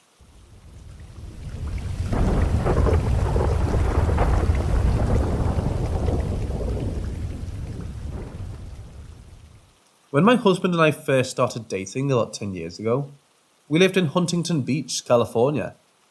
This is a well-developed suburban area, typically upper middle class, and no undeveloped places or open lots. Anyway, we were driving to the beach. I was driving and he was passenger. I still remember the exact street we were on, Edwards, heading towards Warner Boulevard. Anyway, we were sitting at a red light. We both looked over to our right at the same time and saw this thing. It was all grey and walking on 2 legs. There was no hair, fur, or tail. It wasn't facing us, so we just saw its back. It was too small to be a grown person. Instead, it was as small as a teenager.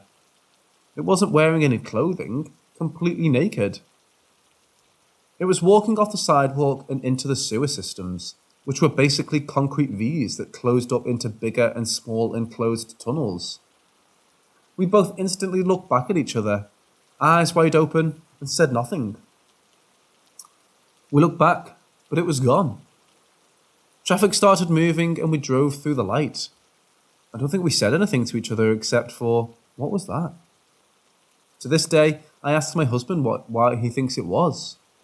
He will nervously say it was maybe a monkey or something, trying to convince himself, but we both know it was 100% not a monkey. Anybody ever seen anything like this in an urban area? I never really believed in stuff like this, but when you see something in real life and can't explain it, it makes you reconsider.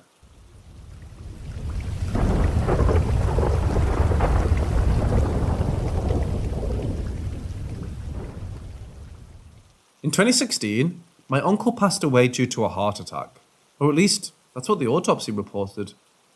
I was 13 at the time, and this man was like a father to me. My bio dad dipped as soon as he found out my mum was pregnant with me. My uncle lived with my mom, my grandma, and I. We were all extremely close, and my mom had finally put down the bottle after years of excessive drinking for an entire year. Her brother encouraged her, and it made her push harder, to be there for him in her right mind. Sadly, it's the only way she knew how to cope, so his death did trigger her to drink. I'm not mad at her for it, I just wish that she had a healthier way to deal with things. My uncle suffered from depression, seizures, and some other medical conditions. Life wasn't going so smooth for him for the past couple years before he passed. I'm now okay with the fact he's gone because he's probably at peace now, and that helps the grieving process. Here's my paranormal experience. It was about a week after he had died, and the household was feeling a lot of pain at this time. I had to find things I wouldn't normally do to distract myself, so I turned on a soccer game and got on FaceTime with my best friend. This is a weird thing. My uncle had a radio in his room. Not once did I ever see or hear him use the radio. Yes, it was plugged into the wall, but like I said, I'd never heard the radio be turned on. When the game reached half-time, I decided to run to the grocery store and get a snack for the rest of the game. As I'm grabbing the keys in the kitchen upstairs, I begin to walk towards the front door, and this is when I hear the radio. The most random station was humming in the background, and I wasn't sure where it was coming from. I listened closer and realised it was coming from his room. I told my grandma to come check it out with me, and in the dark bedroom where he died, the blue light display on the radio was shining, and the noise just poured out of the speakers. I knew it had to be him because his death was extremely fresh. It had literally just been a week. This also happened again when my family was in the room. We were just taking a look around and suddenly the radio turned on again. My grandma then unplugged it and it's been off ever since.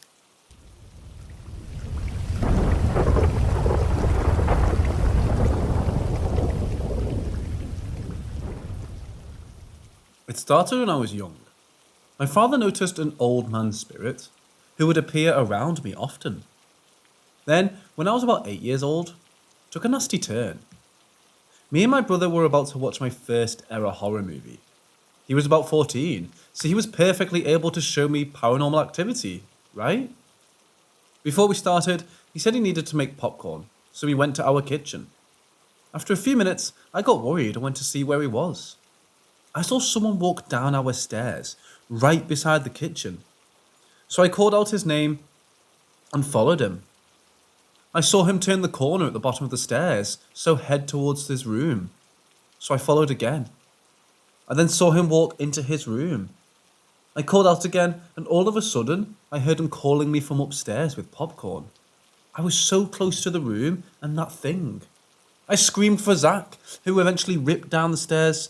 It took quite some time to recover from that. Fast forward a little bit. So when I was in grade 7, I started my emo phase. You know how it goes.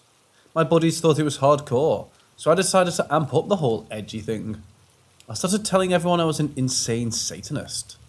Started carving unholy symbols into my body, all of which are scars still I have. At some point, I wasn't lying anymore. I was finding old rituals around grade 9 and started getting solid responses from certain rituals. I'd go on to do rituals with pals and prove spirits exist. Once, we had a clear sentence spoken to us, so I was kind of a cool person to have around. Kind of like my own little form of magic. Grade 10 rolled around, and I've stopped the whole satanic thing. But the spirits didn't stop. At first, we thought I had schizophrenia. I'd kept seeing weird black shapes that would disappear after I blinked. Like a weird humanoid shape in my classroom that would disappear after a few blinks. So one day, my parents took my sister to her dance lessons, and I haven't had a schizophrenic attack in a while. I'm gaming with my friends, and I gotta go for a piss. So I headed to my bathroom. Straight across from the bathroom is my mom's room. And her bathroom. Her bathroom door was closed. I pee and all that. When I'm finished, I start hearing a sound. It legit sounds like hell. Like moaning, groaning pain. Sadness. Mourning. I step out of the bathroom thinking I'm gonna die. A person is in the house and I'm alone. As I step out, I notice the bathroom door in my mom's room is open. And when I look and see what I personally believe to be a Wendigo walking down my stairs. I know they can only exist in the woods and shit, but maybe it was a stray? Hungry? Had no fur, no antlers. Canada, by the way. It totally could have been a ghost. But I'm not sure. Looked whitish, fleshy and tall. like 8 feet tall, and it was looking for something. I waited till it had gone from sight and called my parents to barricade myself in my room. They rushed home, took my sister out to dance for the day, and took me to the doctors. I wasn't schizo, they said, so I don't know what that was. Fast forward a few months, and my friend I've shown some spirit proof to call me.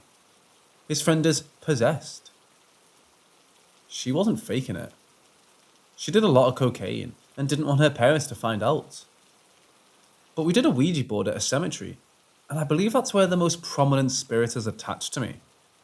After that cemetery visit, the girl started acting entirely differently. Throwing up, seducing my friend in front of her boyfriend, legit flashing boobs and all. I instantly felt a presence. After a few hours, we sent her home and forgot about it. Next, I did a thing for my friends and had some stuff move. Guitars detune, whatever. Then I had an incident where I was on FaceTime with an ex, and on FaceTime, had something lock me in place and show itself to me while I was paralysed, and she witnessed the whole thing. But now is where we get to current day. Super weird things. I started dating my current girlfriend, soon to be fiancé, about a year and 4 months ago. I'm currently almost 19, and we've been living together for 6 months. I moved in with her, and everything that's happened to me has followed. Whenever we argue about stupid small things, our door opens on its own. We hear the latch unlatch and see the crystal doorknob turn.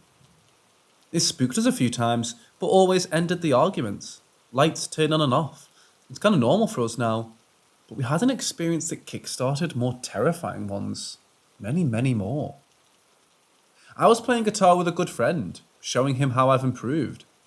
As I'm playing, the guitar starts to cut out. No biggie, right? I'm using an old tube amp, that's normal.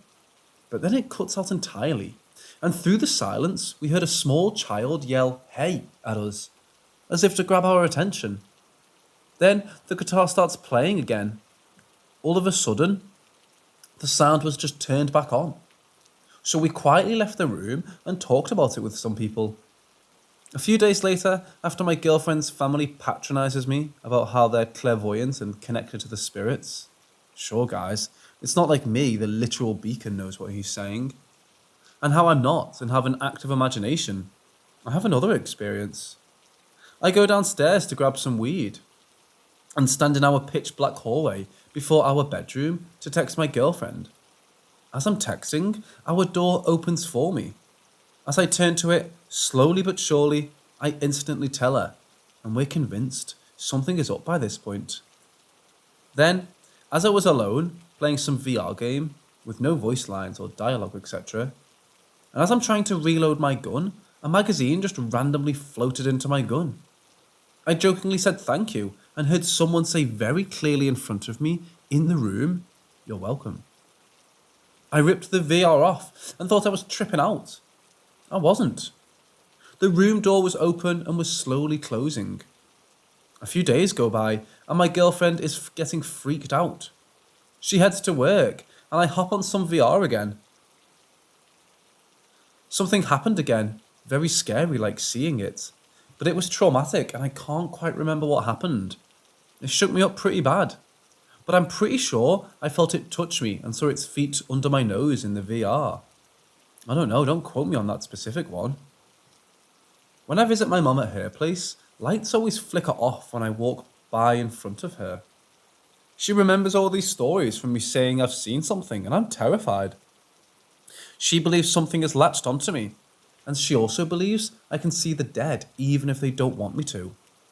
There's many more stories, from us leaving mirrors facing each other for weeks and seeing weird things with that. Many of me being touched, my girlfriend being touched, and stuff being thrown and pushed in front of multiple people. There are also malicious stories, which I was going to write about while mentioning the cemetery, but I know these mild stories won't really be believed.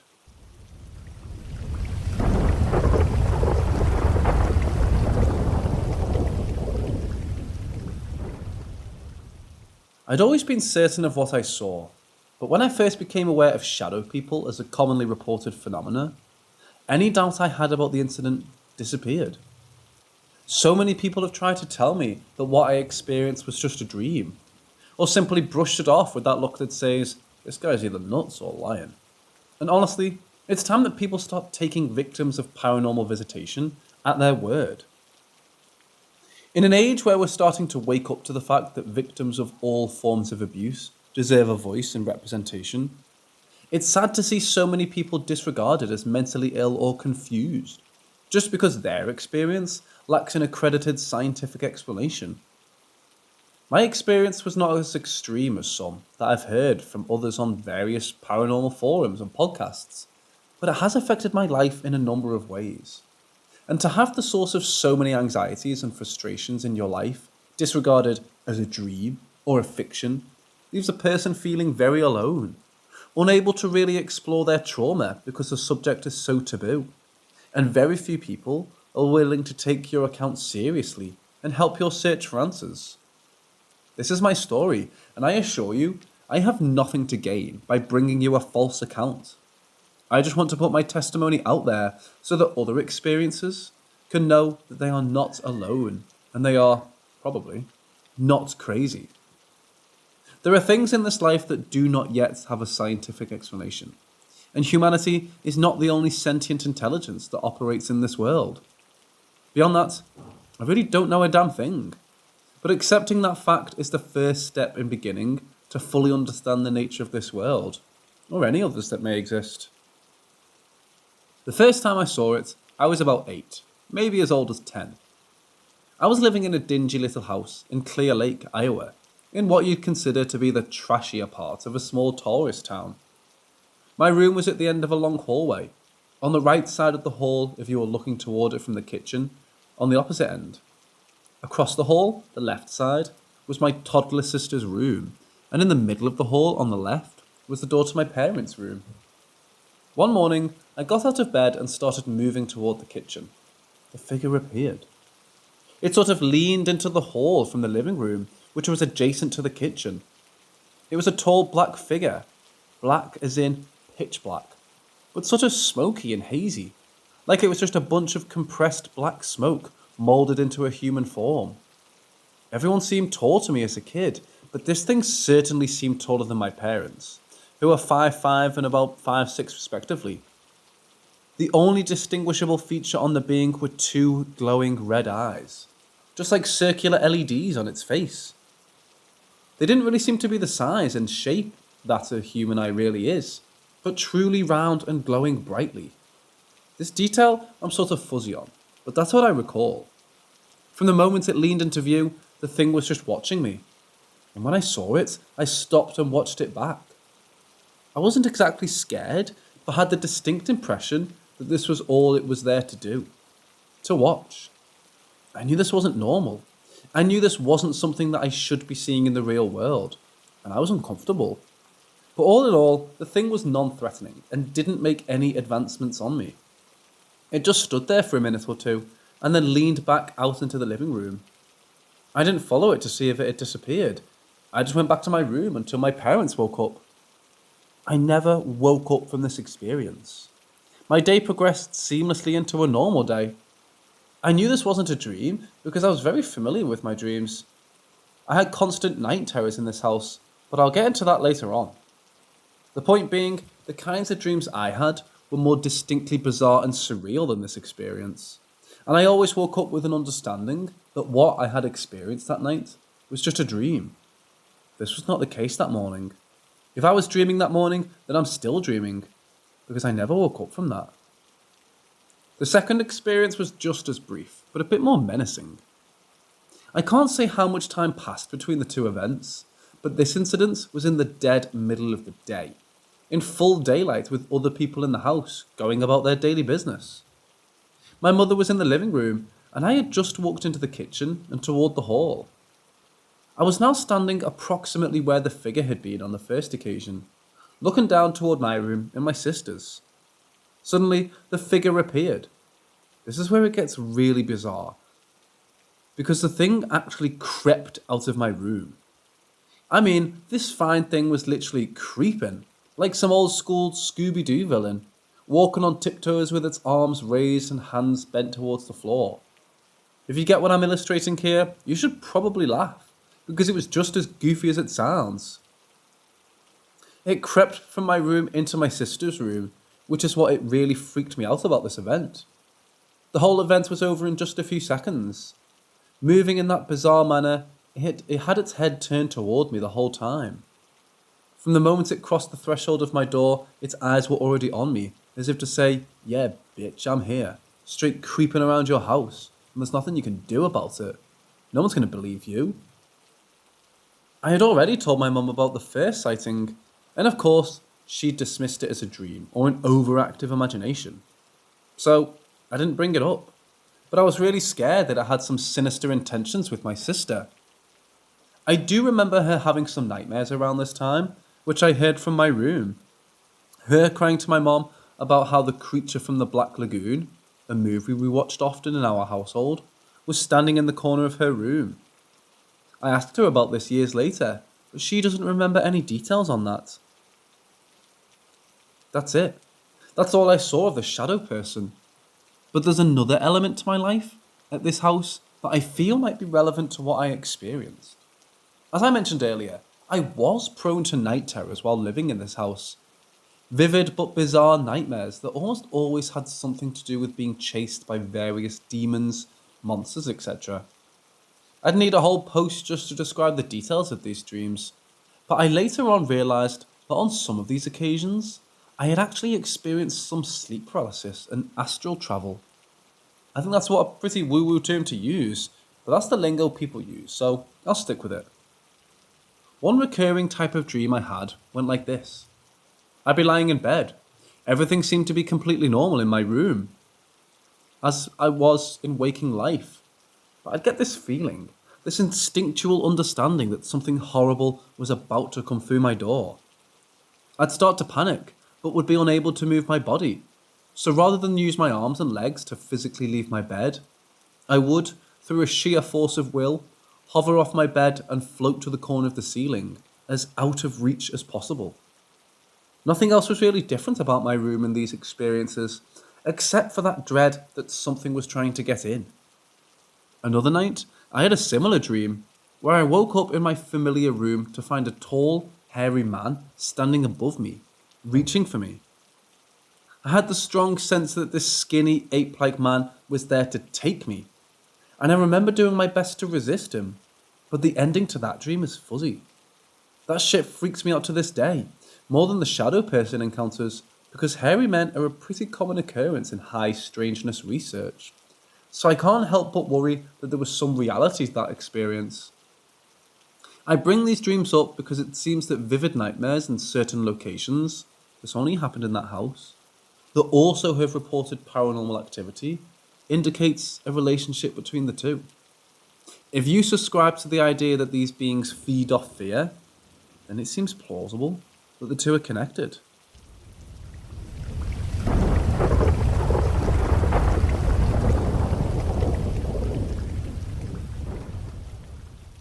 When I was in high school, I had my first experience with sleep paralysis. I was in a van on a school trip and was sleeping with my head pointed down. When I woke up and realised I was still asleep, I frantically tried to jerk myself awake. It felt like I couldn't breathe, but I woke up before I tried to yell. Episodes like this one continued, but only when I took naps. However, I had never experienced anything paranormal during this episode. I quit taking naps, but it didn't matter. My worst experience ever was in my childhood home. I fell asleep lying on my back, and I woke up when my closet door opened. It was open just enough that I couldn't see inside, but I felt like something was in there. I tried to move my head, but I wasn't able to. I so badly wanted to get a better angle so that I could reassure myself that nothing was in there. The door opened up a bit more to reveal a face.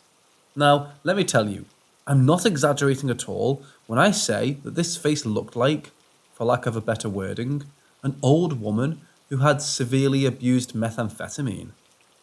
She shot me an unnaturally wide grin, to which I could see the detail of her rotted gum line.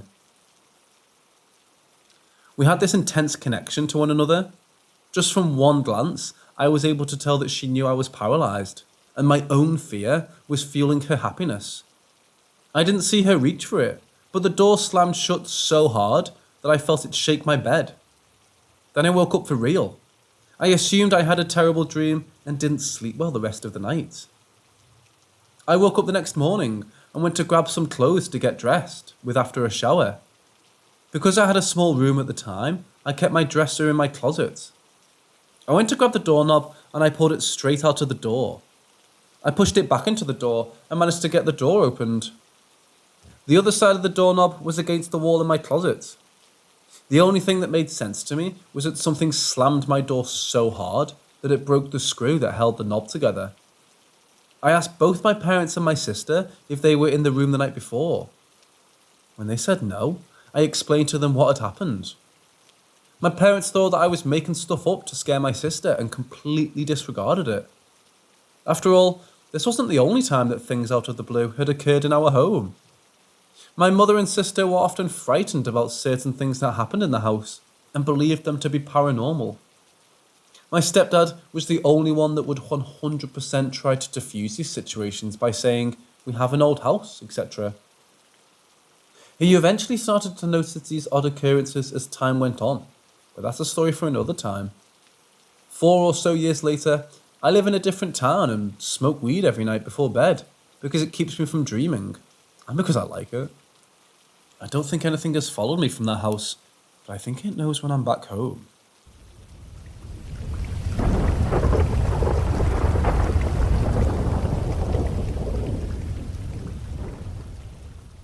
Firstly, many years ago now, I was attending college and sharing a 2-bedroom apartment with a friend. The woman who is now my wife was regularly staying in one of the bedrooms with me by this point in time. I had woken in the middle of the night, roughly 2:30 I believe, but it was many, many years ago now. And looking up, I saw a shadow in the corner of the room that was in the shape of a man looking towards or away from the bed. The shadow was somewhat taller and narrower than my roommate's, so I was sure it wasn't him. Not that he had ever spent time in my room, period, let alone the middle of the night. So I reached over and made sure to have my hand on my wife to verify it wasn't somehow her there, and feeling her asleep next to me, I rolled the other direction to grab the handgun from my nightstand. With the gun in hand, I looked back up to an empty corner. The initial strangeness passed almost immediately, and I simply placed the handgun back on the nightstand and went back to sleep. While in class the next day, it occurred to me. That corner was adjacent to the wall with the only window in the room. Therefore, even had there been a man standing directly outside that window, there would be no way for that perfect head, shoulders, body-shaped shadow to project into that corner. All the same, I concluded that it was simply a product of my being not completely awake in the middle of the night, until I got home and talked to my wife that evening. The first thing she said when I walked into the apartment was to talk of the strange dream she'd had the night prior, and ask if I had gotten up in the night and gone into that corner for some bizarre reason. My response being I hadn't left the bed, but had seen a humanoid shadow. We concluded she had seen the exact same thing I did, only roughly 30 minutes further on in the night. Her being a confirmed believer in ghosts, she assumed it was such. While I enjoy reading and watching videos on the supernatural, I'd experienced no such things myself at that point, and still wouldn't call myself a believer in ghosts. We went about our evening thinking no more about the strange shadow, until my roommate got home later into the night. Being a very boisterous individual, he walked through the door yelling, "You guys won't believe the crazy shit I saw last night," and proceeded to tell the two of us about the shadow man he saw in the middle of the night, directly opposite the wall my wife and I had seen. We of course told him about having seen the same thing, and we all went, "Ooh," and I continued to think of it as a shared hallucination. As it happened, we had another friend who would stay one night a week with us, having only a single day with a morning class during the week. He would then head to his home an hour and a bit away after class until the next week. He had done that a handful of times to this point and had been there that night, but none of us had talked to him again until it was time for him to come down again that next week.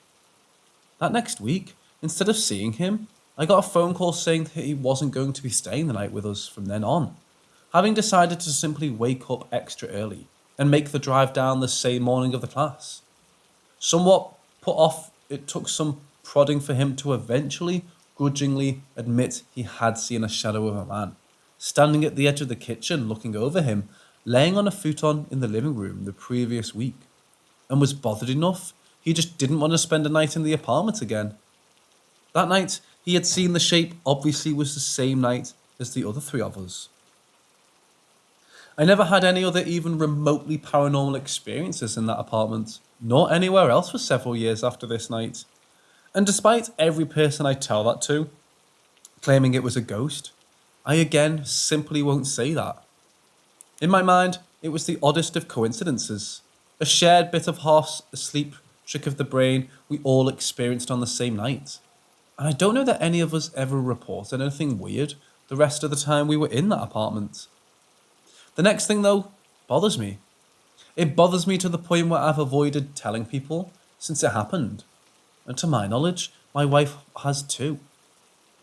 A handful of years back, my family of 4 was in our SUV, heading to my in-laws to let the kids stay with them for a while and give my wife and I a month alone, as this happened on the way over with all 4 of us in the car. We had been driving a few hours and had stopped for a bathroom break and a soda, with me sending my parents a text message to update my parents on the journey, right before pulling back out of the parking lot and onto the freeway. We were due to change roads in 10 or 15 miles, with the interstate separating into a spur road via a large arcing overpass, going from the route we were on to begin the new road. Chatting away with my wife after what felt like 20 minutes, I asked her if I had somehow missed the interchange and all the associated signage, because it felt we have had to have made those few miles already. As soon as she confirmed that she too did not remember having passed that turn yet, we passed a sign welcoming us into the next state.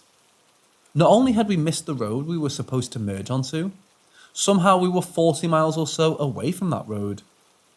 At the first exit we came to, I pulled off the highway to go back over the situation. I checked my phone, remembering I had texted my parents right before getting back into the highway, and it had been 30 minutes since I sent that text. I pulled up Google Maps on my phone to verify what I already knew in my mind, which is that we were miles from where we should have been, or ever could have been. Somehow, in a vehicle that won't even do 100 miles an hour, we had gone 60 miles in only 30 minutes. Not knowing what else to do, I called my parents, but was only told to watch my speed and pay more attention. They wouldn't or couldn't understand that speeding to achieve that sort of pace wasn't mathematically possible, much less when I had the cruise control set at just over 70 miles an hour. I don't expect to find answers to what happened that day. I've no idea what such an explanation would look like, even if there was a rational one to be had. There was nothing else strange about the trip. We phoned my in-laws and told them we would be late, having taken a new way to get there. I'm just to the point of wanting to put it out there in some place like this, where even if people laugh, it's no big deal.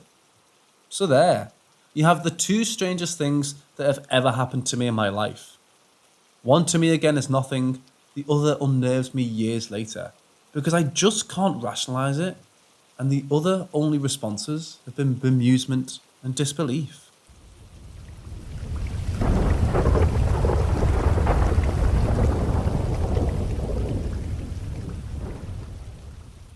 Even though I had some paranormal stuff happening when I was young, it's nothing I would say really is. Although, the real stuff starts from about 1 year ago.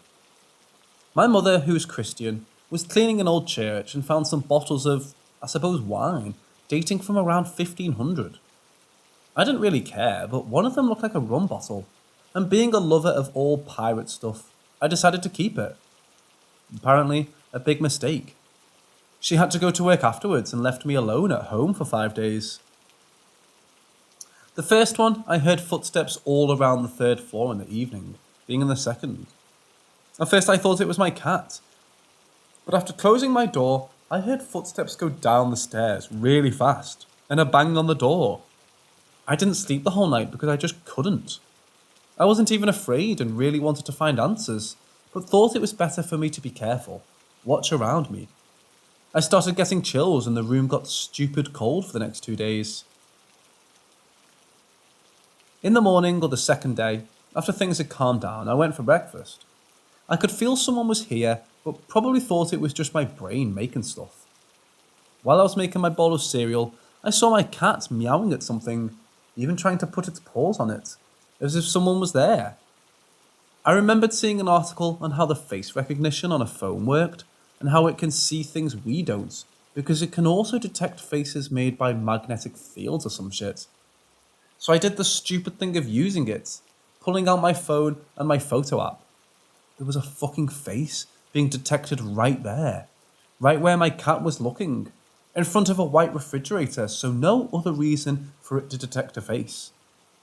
I came back a few days after to check if it maybe detected some face on the fridge. Did every angle. Found nothing.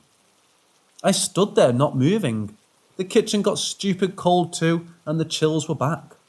The square suddenly got bigger, implying the entity, or whatever it was getting closer. I put my phone in my pocket, went really fast to the exit, took my dog with me, and went for a walk.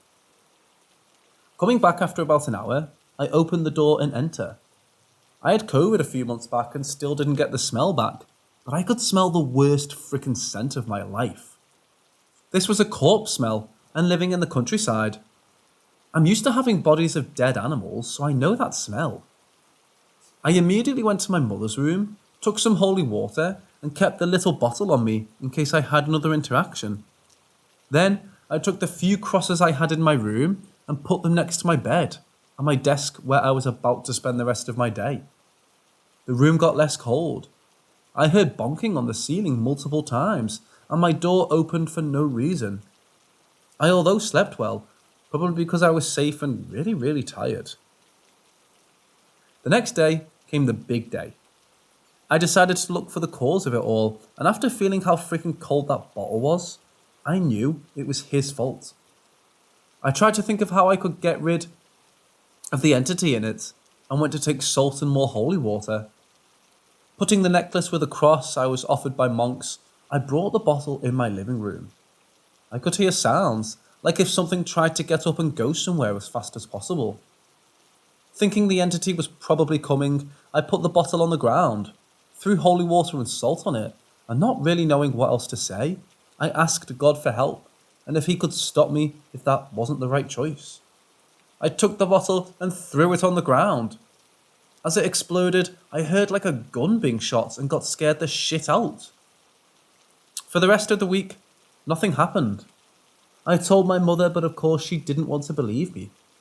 A few weeks later, as I helped clean the church out, the guardian of the place told me his great-grandfather was killed during World War II in that church with a Sten, a German automatic gun during the war. There also were reports of an old man walking in the cemetery next to the church at night. Now, I don't know the relation between a man being killed in 1940 and some bottle of the 15th century, but after looking up some videos, the sound of the Sten was definitely the sound I heard when the bottle exploded. To end this, I didn't get any more truly paranormal activity since then, but I've been getting recurrent dreams of death. Mostly the one where I have a car crash, and the other where I kill myself. And possessions. Having people being possessed in my dreams and try to kill me. Each had one where I could feel the bite of someone on my neck, when suddenly waking up, but it disappeared 5 seconds after. But the worst part is that sometimes, even during the day, I suddenly feel someone watching me, always from the same spot in my room, where there is a chair. I don't know why, maybe I'm getting crazy, but every time I have nightmares, I feel exactly being watched after waking up. So yeah, that's all. Although it's a pretty long story, if you have any idea of how it all worked out and why the hell I'm getting this feeling and nightmares at least once or twice per week, just let me know. Also, if you think it isn't paranormal, I would still love an explanation of the different things. Because for me, if it's not something from another world, it just doesn't make sense.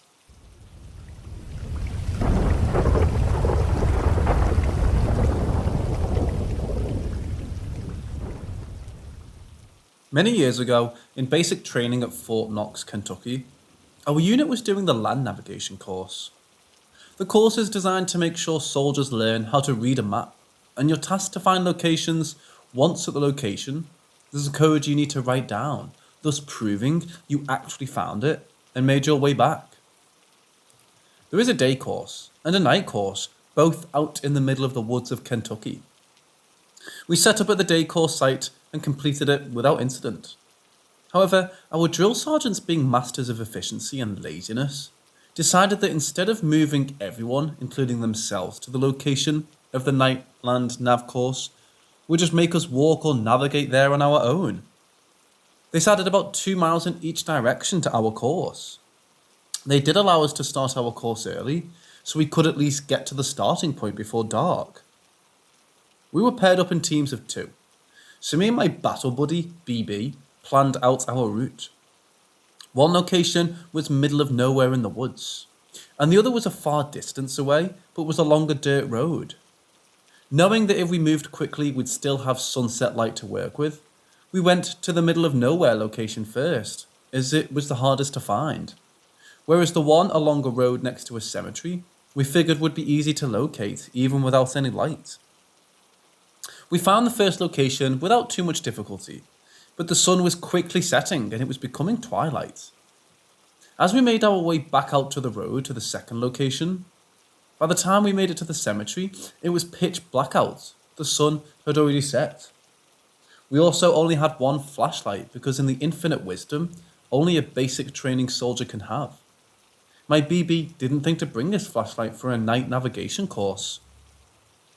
We ended up circling around this entire Civil War era cemetery before we finally found the location marker. We wrote down the code we needed and began a very long walk back to the day navigation site. Luckily, it was a straight shot down road, so we didn't need to worry about getting lost or trying to get through thick woods at night. However, only about a mile down the road, I began to get this feeling that something was following us. I looked behind us, but saw nothing. The further we walked, the stronger the feeling got, as if it was slowly getting closer and closer to us.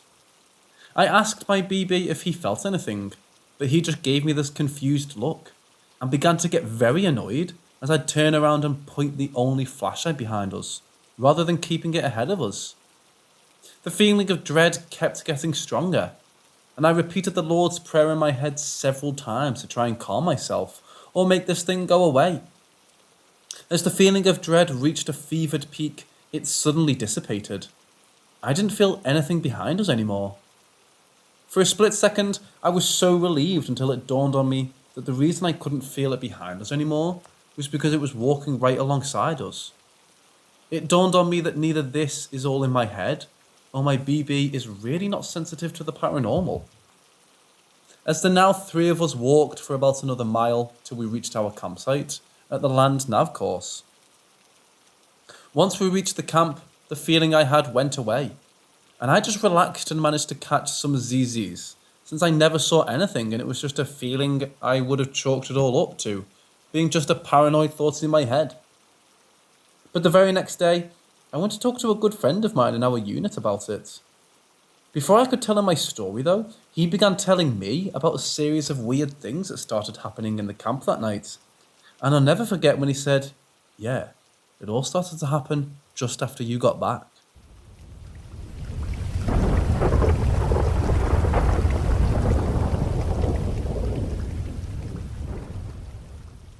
One summer weekend, my parents, my god-siblings, 6 months, 3 and 10, and their parents, had decided that they would go to these cabins at one of the national parks in our province. These cabins weren't creepy or anything, they were actually kind of busy. We rented out 2 rooms for our families. At the time, I was about 15 or 16, the oldest kid in the bunch. So naturally, I became the babysitter of the younger ones, including the baby and toddler. This was fine because I was well versed in taking care of kids and I loved my god-siblings. The 10-year-old decided to stick around as dad, so I was left with the 6-month-old and toddler, which, for a lot, that's already a horror story in itself. But we're talking about supernatural encounters, real ones that we've experienced. So, with the baby in my arms and the toddler following me, I decided to go to one of our rooms. As soon as I walked in the room, I noticed a painting of a forest, a lake, and a red canoe. Something drew me to this painting, despite how ordinary it seemed. Like something that just blends into the background, adding some colour, but not enough attention. Yet, I couldn't take my eyes off the painting. Under that painting was a single bed. About 3 feet to the right was a queen bed, and in the corner, at an angle, was a dresser with a large vanity mirror. Tired from the long drive, I sat in the middle of the queen bed, with my back to the mirror. My toddler little god-sibling, let's call her Annie, wanted to play. For the purpose of this story, I'll use my real name, because it actually matters this time. So, Annie climbed onto the bed, and started jumping, giggling, and having fun as kids do. But the newborn brother hadn't slept yet, and was looking a bit restless. I checked to make sure his diaper wasn't full. He wasn't hungry. I figured maybe he was just tired. So I told Annie to go over to the other bed if she wanted to keep jumping. At least it was against a wall, and it'd be safer for her to do so. She complied and continued to play on the opposite bed by the painting. This didn't last long, and she moved right back to my bed to continue jumping. Then I noticed the baby was looking around the room, his attention fixated on something. I asked Annie to stop, and she did. She sat in front of me and suddenly she went serious. She told me she was playing with a friend, a little boy. I thought nothing of it. Maybe an imaginary friend. The baby continued to follow something with his eyes, no matter how hard I tried to lull him to sleep. Look behind you. Someone's behind you, Annie said. I felt chills run down my back. My gut wrenched and something felt wrong. I shook my head and laughed, playing it off. The truth was, I didn't want to look. I was holding a newborn in my arms and I had a toddler. My parents and godparents were busy starting the fire and cooking our food. My only option was to run, if anything. I joked with her, teasing her and telling her that no, someone was behind her. She giggled at me and shook her head and said, "No, he's behind you. My friend is." I still get chills because I know how this unfolds. So bear with me. My fight or flight instincts kicked in. Holding the baby in one arm and Annie's hand with my other, I rushed out of the room and brought them to the fire pit. My dad snapped a few pictures of Annie by the fire and a large black dog. Mind you, Annie hates dogs, but she loved this random, rather large campsite dog. Her parents were shocked to see her petting the dog, following it around, because she'd usually cry and scream at the sight of any dog, even a chihuahua. The night slowly turned in and we retreated back to our rooms. The whole family gathered in the first room I had mentioned, my mom standing at the door, Annie between her parents on the queen bed. She was crying, wailing and panicking. She looked at me and the words that came out of her mouth were, "He's dead. Alex is dead. He's dead. His whole family died." And she pointed at the painting. "There." I looked at her. "My name is also Alex. I'm a girl." I told her, "Annie, no, I'm right here. Mom and Dad are here with me. We're not dead, we're okay." She proceeded to cry, still panicking and shaking her head. She was terrified. She looked at me again and said it wasn't me. It was Alex, the boy she had been playing with. Then she looked at my mom and asked why she brought a white dog with her and what his name was. There was no white dog in the room, but Annie could see it standing next to her. Her fear was enough to make us leave. Not 12 hours at that cabin, and we left. She remembers that day very clearly up to now. She's 11 and still remembers the events of it. She doesn't understand it, but she knows exactly what she saw. I can't tell her the truth because it doesn't feel like the right time, because we looked at the pictures my dad took of Annie by the fire, and there, in the background, is a faint view of a little boy standing with her. We thought it was the smoke from the fire, but with the next pictures, it was clear that it was not smoke. It was a young boy. In other pictures, there's also a floating orb in many of them. Nothing wrong with the camera or lighting. An obvious orb in our pictures, all near Annie.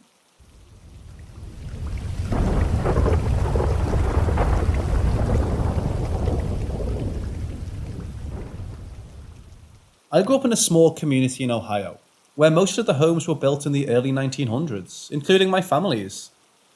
My bedroom was also in our finished attic, and from the time I moved into the room to the time I left for college, I couldn't sleep up there by myself in the dark.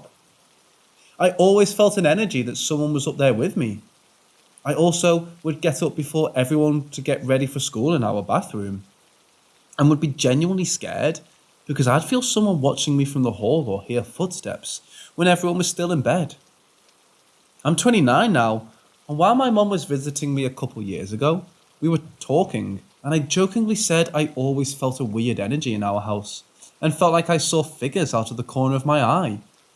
She looked at me and said that she has felt the same thing for years, and she started telling me stories about all her experiences she never shared with us growing up, because she didn't want to scare us.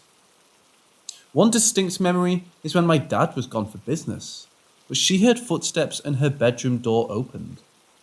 She thought it was one of us kids and pretended to still be asleep, so we wouldn't wake her up. After the door closed and she didn't hear any commotion, she said she got up to see what we were getting into, only to find all of us asleep still. She also lost one of her diamond earrings in the basement over 10 years ago, and we couldn't find it anywhere.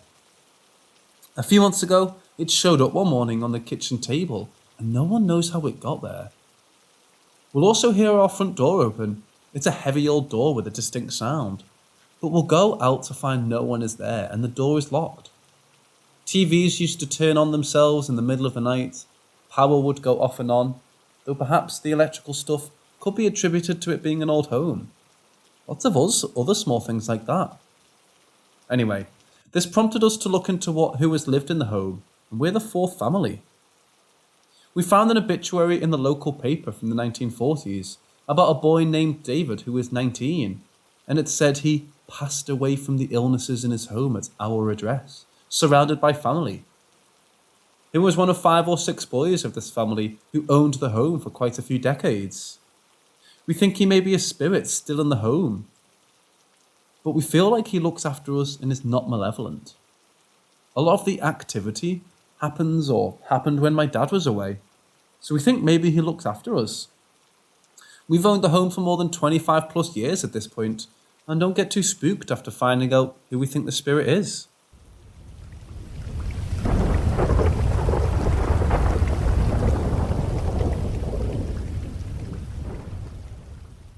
It started when I was around 7 years old. Honestly, if I'm being realistic, I can't remember when it started, but all I know is that it was around my 7th or 8th birthday. All I can remember about when it started was one night I couldn't sleep, and where my room was, my window faced my street. I live in a roundabout or a court, some may call it. I would usually look out of my window and just look at the surroundings. But out of nowhere, one night I started to see a man standing at the front of my house. If I'm being honest, I was all that scared, but I was curious to see who it was. So me, being the 7 or 8-year-old self, I tried to figure out who it was. So I opened my window and asked who he was. Remember, I wasn't scared and my room was on the 2nd floor. After calling out, I didn't get a response, and I would end up realizing that I couldn't even see his face, even though there was a light post right across the street that shines very brightly.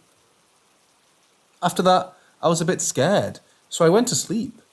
But after that night, I would end up seeing him most nights.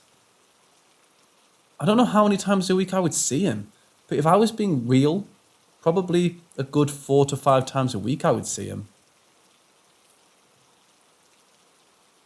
I've always been bad at sleeping, and I would often do little things to keep me occupied or tire me out. So looking out the window would cure that. But this guy standing there, it wasn't helping. The only thing that I could describe about him is his figure. I couldn't see his face, but all I did see was eyes, but eyes that had a red tint to them. He also had a type of hat on him and what seemed like a cane. Basically, think of how Abraham Lincoln dressed. I don't know, that's the only reference I can think of right now. I would end up seeing him for a good 5 years, if I recall, till one night when my parents were arguing in the basement. I looked out my window and he wasn't standing in front of my house at the foot of the edge of my driveway like he always is. But he was at the side window of the front door. For more detail, when you enter my house, you could only go upstairs or downstairs. So when I saw this, I panicked and ran downstairs because I was terrified he was going to enter. I ended up knocking on the door to the basement, but my parents never heard me, and I ended up crying going back to my room to see where the man was. The last time I saw him was when I looked out my window, and he was reaching for my door, and then I think I blacked out. After that night, I didn't see him anymore, and haven't till this day. I can't explain why I saw him, or what it was, but when I told my parents about this a few months ago, they didn't believe me, and told my grandma, and she said it could have been a spirit or some sort of a shadow person looking at me. I was scared to hear this, but it's been on my mind ever since.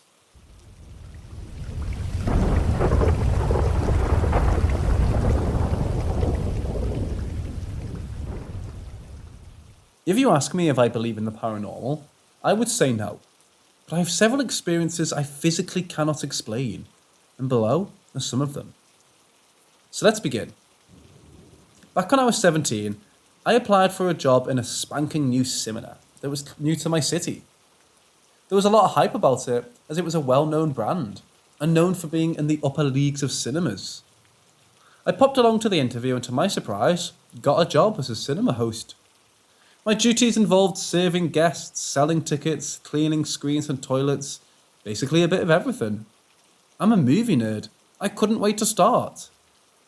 The cinema was part of a massive regeneration of the city and was welcomed by the whole country for creating job opportunities. Now, where this new complex and shopping mall was built had a bit of history to it. Way back in the day, this plot of land is where public hangings used to happen for convicted thieves and convicts, some as young as 9 and 10 years old. In fact, it wasn't until the late 90s or early 2000s was the hanging location permanently removed and replaced with some modern metal sculpture. When I say the location was removed, it was a kind of a circular platform that was locally called the bandstand. After the bodies were hanged, according to history, they were then wheeled a short walkaway and dumped. This is what the cinema and shopping complex was built over. Now you know a little about it, let's move on to the happenings within the cinema, because that's what you're here for. In each cinema screen, there was night vision CCTV installed. It was useful for the ushers spotting teens misbehaving mainly. The cleaners used to be the first ones in the building each morning before us cinema staff would come in. One morning, I came in for my shift, and a few of the cleaners were sitting around the confectionery tables, trying to calm one of the female cleaners down. She seemed really upset about something, and I assumed perhaps a death in the family. I didn't want to intrude, so I went to start opening up the popcorn bins, etc.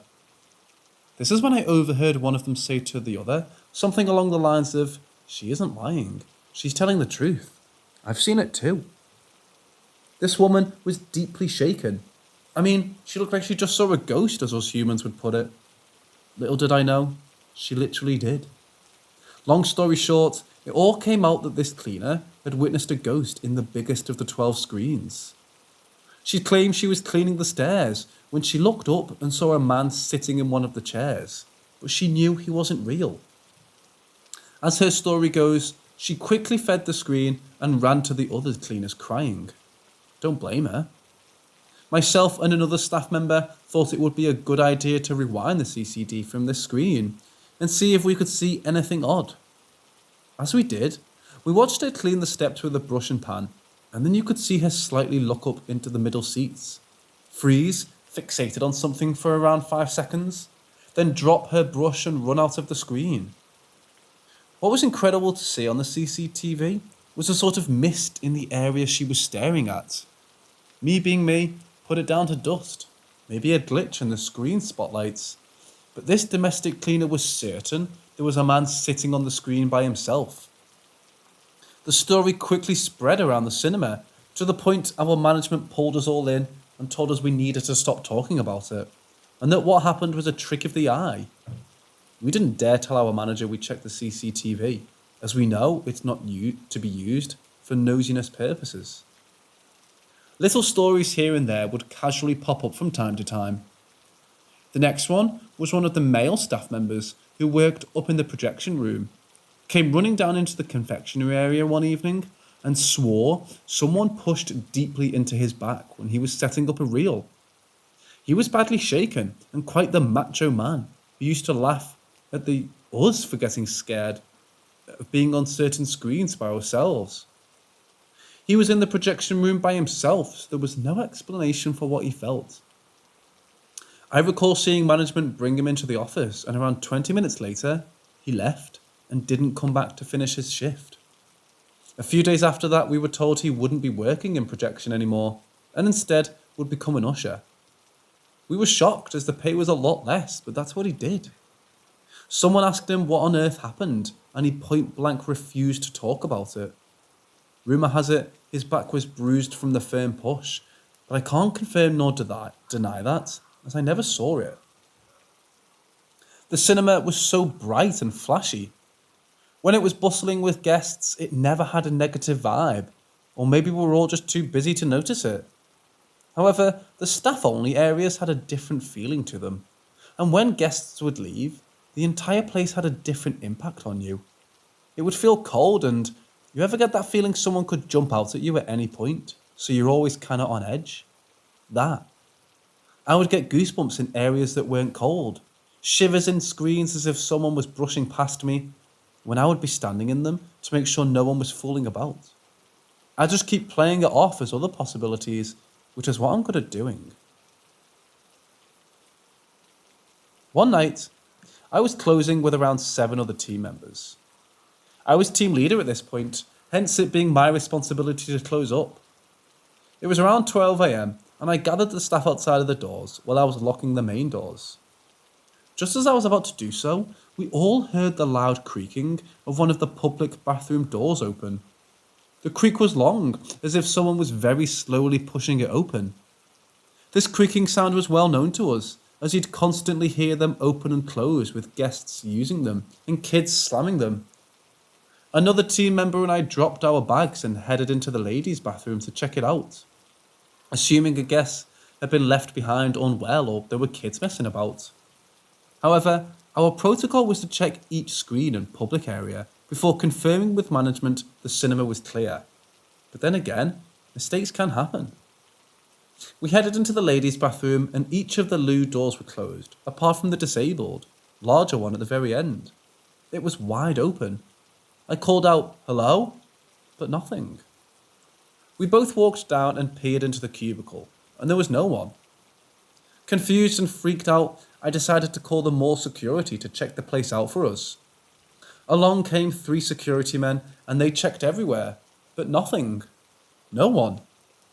All our staff-only doors were coded, so no one could run them out if they were messing about. The door that was wide open wasn't loose. In fact, it was stiff as hell. There were no drafts, basically no reason for it to give out this long, chilling creak. We closed up and laughed it off as we all went our separate ways. But that particular chill stuck with me, and each time I'd be in the toilets. You could explain this one as just poor lighting or electrical works. But when it happened to you, it was fucking awful. When we would load up the trolleys to take the rubbish out, you would bring the trolley down to the basement and out of the loading bay. As you were underground at this point, there were no windows. The long basement corridors had them censored lights that would make a clicking sound as they turned on, detecting your motion and movement. One evening, myself and a colleague were taking a trolley down, each and exited the lift. The lights came on, click, click, click, as we walked along. We were chatting about something or other, and the next minute, click, click, click, the lights went out. It was pitch blackness, to the point I couldn't even see my colleague. Our work radios that were attached to our belts started giving off the worst feedback sound, so we immediately turned them off. My colleague grabbed my arm and we both just stood there. I recall rattling the metal trolley to try and get the lights to detect movement, but nothing. I asked her if she had her mobile on, so we'd to use as a torch, but she didn't, as we weren't supposed to carry them on us, and mine was in the office on charge. We agreed if this was an electrical outage, we should feel the walls to get back to the lift and back upstairs. Now, looking back on the situation, we must have looked like idiots, but we held on to each other and felt the walls back to the lift. Remember, we honestly couldn't see a damn thing. We were in a concrete tunnel with zero light source. We could only see the dim light of the elevator button. We pressed it as soon as we did. Click, click, click. All the lights came back on. We left the trolleys there and went up and explained what happened. According to mall security, they had no knowledge of an issue with light in the basements. Yes, maybe it was just a dodgy coincidence, but it was terrifying. Thank God I had my friend with me, as I think I'd been alone. I would have passed out. Another time, I was in the storeroom sorting through a big delivery early in the morning, around 7 a.m. I was the only cinema employee at the time apart from my manager who was in the office. My work radio buzzed and a somewhat young female said, "Can you come to the basement?" It was a voice I didn't recognise, and it was clear as day. The voice said it in a playful way. I stopped in my tracks and headed back to the office, thinking along the way, maybe my manager has his kid in. I walked into him and he looked at me as if to say, "You good?" I asked him if he had anyone in the building with him that may have a radio. He didn't. He had a radio on his desk beside his coffee, and all the other radios were on the charging stations. I explained to him someone asked me on my radio to come to the basement, and in our shock, we just laughed. What else can you do? You go to the basement, of course. We headed to the basement, and no one. We were both totally spooked, and at that point, I honestly questioned my sanity, as I know still to this day what I heard. Other stories from employees I heard but never witnessed. Staff members seeing shadows in the sections behind the screens. Hearing voices next to them when there was nobody there. Unsettling feelings when doing fire checks along the fire escape routes. And access codes on doors buzzing to say a code was input wrong, even though no one was trying to use them. Another messed up story from a girl I worked with, and that I'm still close to. She was on usher duty one day, and a man came out of a screen during a film to tell her there was a man seated behind him and his wife, who kept kicking their chair and whispering.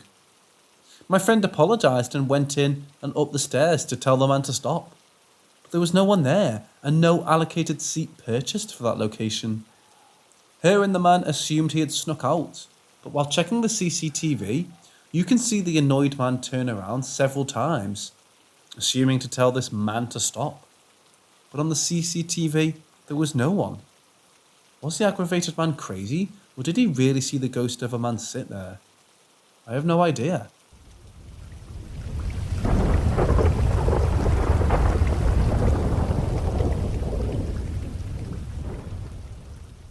Okay, so the first known time this thing happened was about 2 or 3 years ago.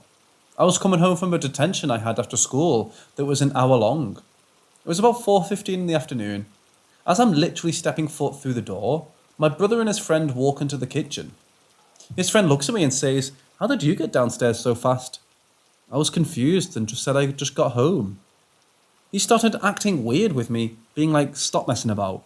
You were just upstairs in your bed." I kept telling him I just got home, but he was dead set on the fact I was asleep upstairs. My brother then went back upstairs and I just assumed he had forgotten something. At this point, my brother hadn't said a word to me. When we talked about it later on, he said the reason he went back upstairs is because he saw me too in bed and was checking to see if anyone was in my room. Since then, multiple people have seen me or something that looks like me around the house.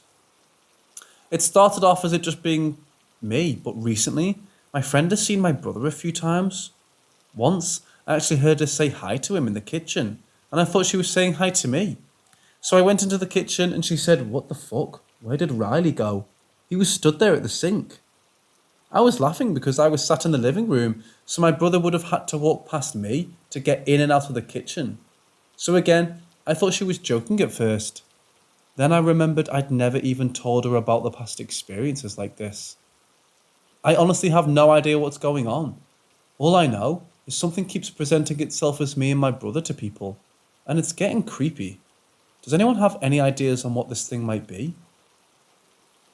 There have been so many little experiences that have happened in my house, and nearly everyone has seen something. Not a single one of my friends have stayed over and not experienced something. A couple more examples. Me and one of my best friends were sat downstairs at like 1 or 2 a.m. and she had fallen asleep and I was still watching TV when the door to the kitchen started rattling. A little at first. I blew it off because it does that sometimes due to the slight draft from my front door. But when the handle started shaking aggressively, like it was being messed with, I woke my friend up and told her we were sleeping in my room instead. We fell asleep with my door closed and locked, which I don't normally do, but my friend couldn't sleep unless it was dark. At about 3:30 a.m, my friend wakes me up and tells me my door just opened. I looked, and my bedroom door was wide open, but it was locked from the inside and there's no way to open it from the outside. It also couldn't have been her because I have a single bed, so we were pretty cramped to each other. I would have felt her get out of bed to open the door. Another small thing that happens very often. My great-grandma passed away a couple years ago, and because my bedroom is extremely small, my nan, her daughter, gave me my great-grandma's wardrobe as it's very small and could easily fit. I also have my grandma's engagement ring, which she gave to me when she was alive. When I tell you I hear knocking from this wardrobe every day and every night, I kind of made a joke out of it and will be like, okay, come on, Laura, stop it. It will stop every time I tell it to. There's also a specific corner in my living room that has a big leather spinning chair in it, and has always given me the strangest feeling of being uneasy. One night, me and my brother and 2 friends were sat watching TV, and no one was sitting in that corner when all of a sudden, one of my friends looked over and screams, then starts covering her eyes. I started covering my ears and freaking out a bit because I was startled. When we asked her why she screamed, she said she saw a tall, dark figure of a man stood in the corner behind the chair. There's loads more that have happened in my house, and none of it creeps me out apart from whatever that thing is that keeps appearing as me or my sibling. Something about that makes me very uneasy.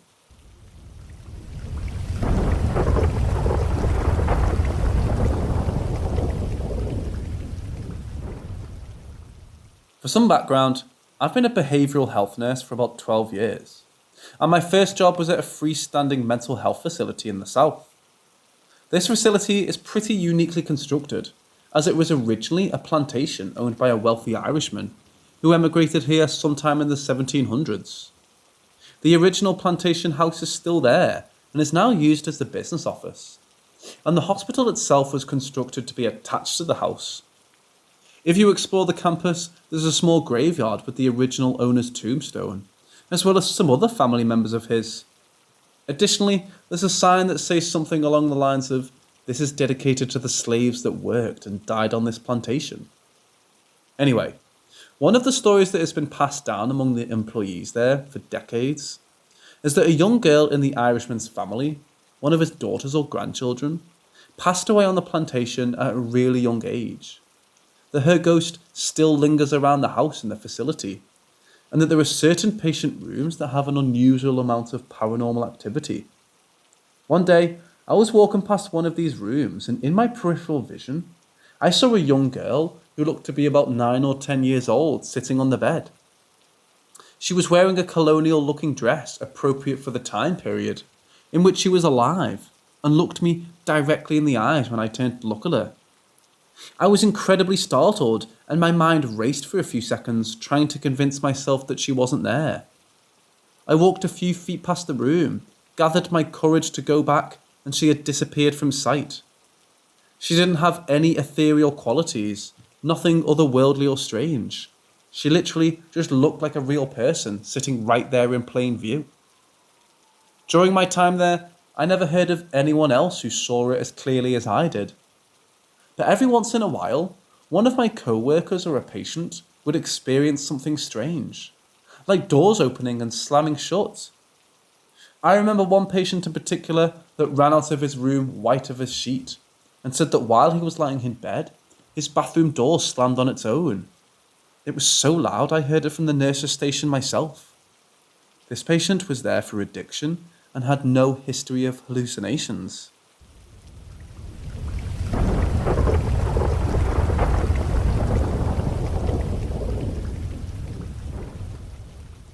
This happened a few years back, and I was around 9 or 10. I was out of the country in a hotel type of building that gave us the whole top floor. There were 3 rooms, and we only used 2 one night. This was a long time ago, so I don't remember lots of details. But I woke up in the middle of the night, and my siblings were in the room. I tried turning the nightlight on, but it didn't turn on. On one of the walls was a woman. She was like 3D, like, a human, but it was in 2D. I don't know, sort of like when you watch the TV. The woman was blonde, but the weird thing about her was she had like a blue filter over her, and her mouth was open, and she looked really angry. Her halves were also pressed against something. It looked like she was trying to get out, like she was scarring something with her whole hand. She was also moving, and her hands were moving in circles. I ended up running into my parents' room and sleeping there. That really freaked me out, as it was like an actual human. And the only other explanation, other than a ghost, is a projector. But I'm like 89% sure it wasn't. There was another instance. Me and my sister used to share a room, and our bed were like 1 meter apart.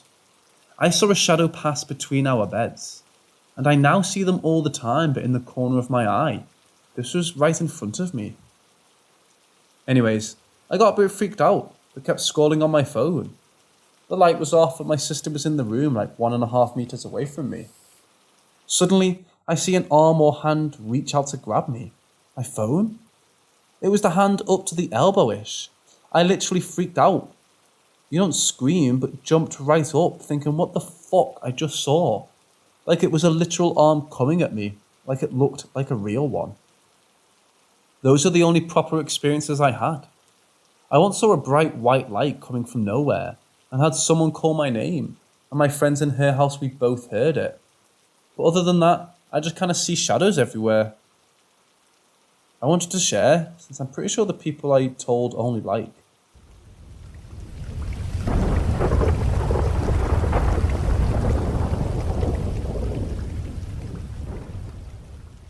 I have a lot of stories from places I've been throughout my short 22 years. Ever since I was a toddler, I've been experiencing the paranormal. Story 1. There was this apartment I was staying in with my older sister, my mom, and me. I couldn't have been more than like 3 or 4 years old at the time of this strange encounter. I had an imaginary friend named Charlie. My mom didn't think anything of it, till one day my mom's best friend had come over to visit us. I don't know how or what. I must have said to my mom and her best friend, basically to the effect of, "Mommy, Charlie is under the counter." And sure enough, my mom and her best friend checked where I had said, and the name Charlie wrote had been from a long time ago. According to my mom's best friend who told me this story, maybe Charlie wasn't so imaginary after all. Story 2. I was about 9 turning 10 when my mum and sister, stepdad, stepbrother and I were staying in a 2-bedroom apartment. Everything was living there for the first few months till things got weird. One day, I was in my and my sister's room when I heard the radio button click on, but I was home alone at the time. I walked into the living room where the radio was and I turned off the radio again. Just as I was walking back to my room, I heard it click on again. And that would keep happening the duration of the time we lived there. Me and my stepbrother were home alone in my room watching a movie. Then we heard the radio click and we both looked at each other. We both went into the living room and there was no one there but us. I walked over and hit the button to turn off. I was sitting on the couch in the living room on my phone. For whatever reason, something told me to look up. I saw the radio button get pressed slowly. Mind you, it's just me in the living room. Story 3. This one in the apartment, we all got woken up to hear Mum screaming. All 3 of us, me, my sister and my stepbrother, came to our parents' room. My mum woke up with 3 long claw marks down her arm. Story 4. I woke up late and I missed the school bus. My mom called and asked me to take out our new puppy to go to the restroom, and that they were gone and running errands and wouldn't be back for a while. I took the puppy out and we walked back upstairs to our apartment. Just as I was about to touch the handle, I saw the handle turn slowly and the door open, and a rush of cold air hit me and my puppy barked like crazy. I looked at the puppy and he looked at me, and we both stood there for a while before we went inside. Story 5. At that same apartment, my sister and I's bedroom closet door would open on its own, and often found it open when in fact we left it closed. Another time I was home alone. I had picked a movie to watch. I placed the oven on the dresser and went to the restroom, and when I came out, the movie was gone. I checked behind the dresser to see if it had fallen. It was there. It wasn't anywhere. Months go by and we're moving out of that apartment, and I go into my room and I see the movie I had from months ago, in the place I left from months previously. Story 6. 2013, I was 13 going on 14 years old. I had a dream about a house with green carpet. I was walking upstairs, running my finger along the stair railing, into the stop before you reach the loft. And it was another 2-step to reach the loft. I saw another version of me in a white gown, pointing to a room that would later become me and my stepbrother's room. I woke up, and a few months later, my mom and stepdad said they were moving, and that we had a house and we could come to see it. And we drove there, and it was just like the dream of me running my finger along the railing. And I stood in the spot where the other me stood, and I felt drained. And whenever I stood in that spot, I would collapse unexpectedly and abruptly. Story 7. I was watching Netflix in the loft and fell asleep. I woke up to a loud scratching sound. It was 3 claw marks above where I was above my head.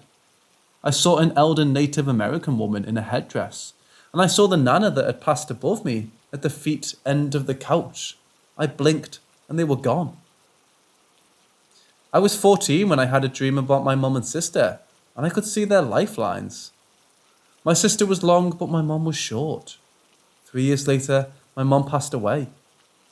Story 9. I was 18 when my sister had my nephew. I was sitting on the couch in the delivery room when I saw my mum in her green and yellow jacket with her SpongeBob beanie standing over my nephew, smiling. She looked up. She looked surprised. I could see her, then she vanished. Story 10. Currently in 2022. I'm staying with my aunt and uncle, and I have my own room. Every so often, my room door gets opened, and there's nothing there. Every time I check, and this keeps happening. It happened again last night on my mum's birthday, January 11th, 2022. Mind you, 2 deaths happened in this house last year, one being my little cousin in February, and our grandma in August. I was expecting some paranormal activity. I have no clue what is following or attached to me.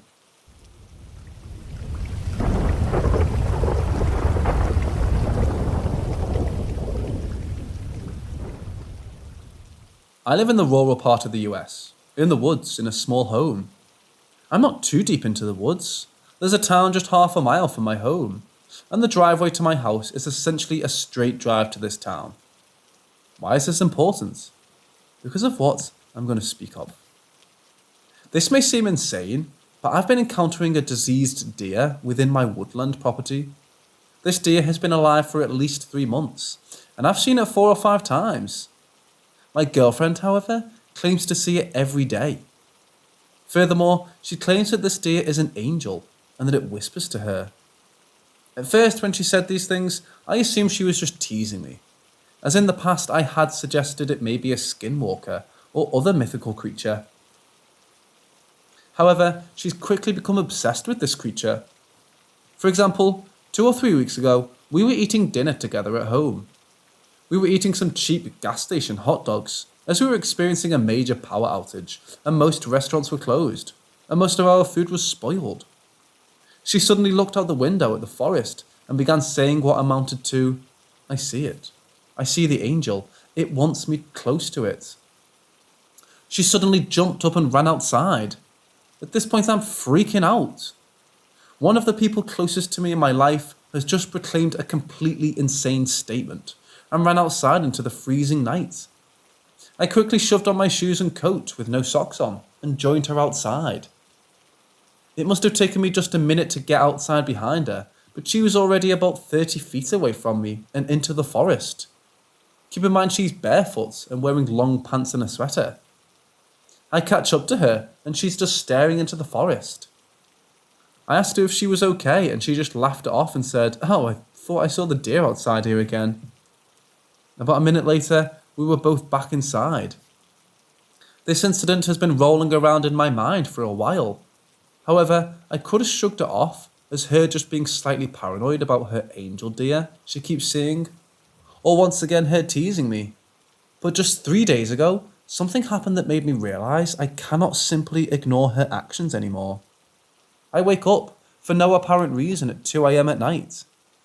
My bed is empty and my curtains are undrawn. I'm tired, so I don't think anything of it, just shift around.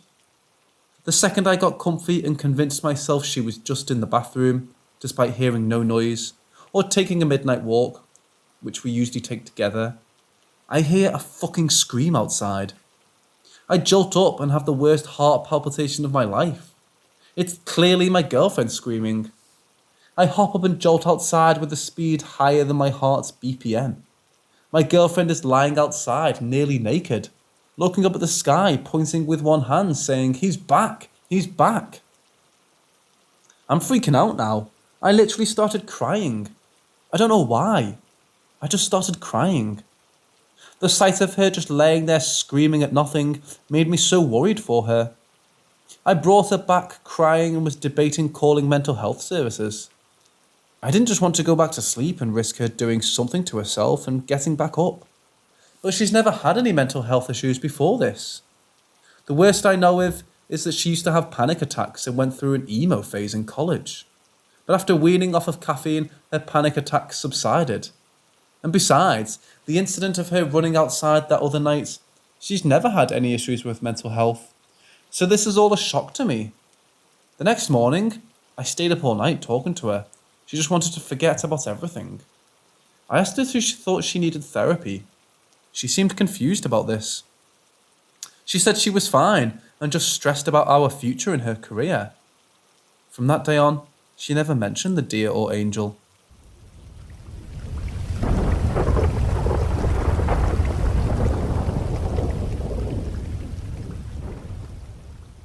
Okay, so I was 14 or 15 at the time, and I was living in a small 3-bedroom house with my father, little sister, 4 or 5 at the time, and my brother, 6 or 7. Myself and my brother both shared a room, and my sister's room was directly outside our door, but to the left, both entering the kitchen.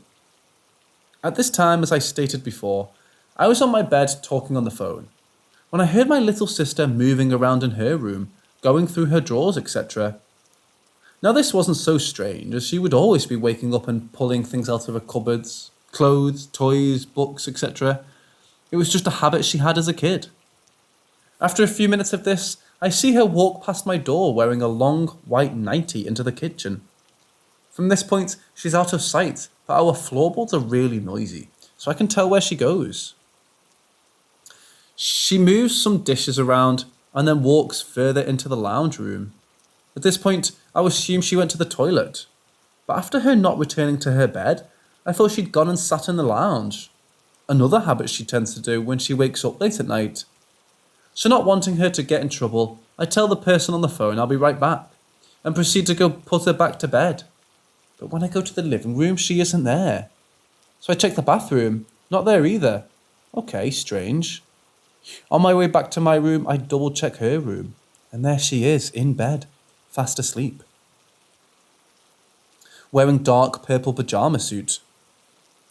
So I don't know what I saw that night, but it definitely spooked me. Also, not the only thing I've experienced in this house.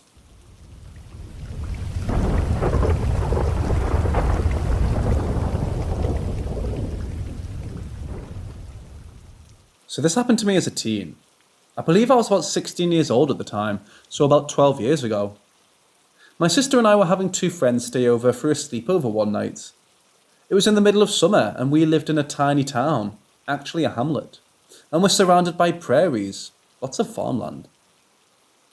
My sister and one friend fell asleep fairly early on in the night, but my other friend and I stayed awake chatting for a while. We had our mattress on the floor, right by the 3 big windows in my sister's room. We're on the 2nd floor. These windows looked out to the street below, and then across the street to our left was an elementary school. The parking lot for that school was in the middle of our view, and then next to the parking lot, more towards our right, was a farmer's field. So we stay up chatting until about 2:30 or 3 in the morning. Windows are wide open, so there's a lovely warm breeze coming up. And suddenly, my friend stops the conversation and says something like, "Oh, who's that?" I follow her gaze and see she's looking towards the farmer's field. I see 2 figures coming out of the field. It's obviously dark and they haven't yet come into the streetlight, so I can't make out any features yet. But I assume it's just some of the kids in the neighbourhood. My friend and I continue to watch in silence as these 2 people make their way into the streetlights and start coming directly towards the house. Now, I really assume it's someone I know, because there's a few teen boys that would often be out late and would come to the house and talk to me and my sister from the window. As they're getting closer, we begin to make out their appearance, and I was truly shocked at how they looked. These 2 individuals couldn't have been taller than 5 feet. They were identical in all features we could make out, and I mean absolutely identical. They were both Caucasian/white coloured, they both had totally bald heads, and they were both wearing the same long brown robe with a tie in the waist. How I would describe it is that they both sort of looked like they were in monk attire. They were proportional as well, no big heads or big eyes, they just looked like little people. Even though they clearly don't look like anyone I know, as they were coming toward the house, I began to call out to them in a sort of loud whisper, "Hey, hey you!" Then I start yelling out names of the different people in town I knew. I think I was in a bit of disbelief and thought maybe it was a prank. All the while, my friend is totally stunned into silence. These beings make it just up to my parents' cars parked outside, so we have a very clear view of them. Then, they immediately turn on themselves and go back in the direction towards the field. They never once acknowledged my calls. They didn't even look up. But they also appeared to be in discussion with each other, though my friend and I didn't make out any sounds coming from them. We continued to watch them make their way back across the road, and then instead of going back into the field, they start walking down the road. We watch them until we can no longer see them. If you follow that specific road, it just leads to more fields and away from the houses. My friend and I stayed up for another hour talking about what he saw. She's very Christian, so believes it was demonic. I have no idea. It very well could have been demonic, but also it's just so random. The next day, we were told everyone, and they all seemed kind of freaked out, even my parents. I have so many questions. Why did they come towards the house only to then turn back on themselves? I wonder if they intentionally did that, like they knew we were there and wanted to be seen by us. Why were their appearances absolutely identical? Why bald? Short? Why the brown robes? Also, what's up with being out of field at 3 a.m? I've googled and I haven't been able to find much. I did find an obscure YouTube video of a lady saying she was visited by 7 beings that sound exactly what my friend and I saw, but I haven't found anything else. This lady said they're interdimensional beings that know the future.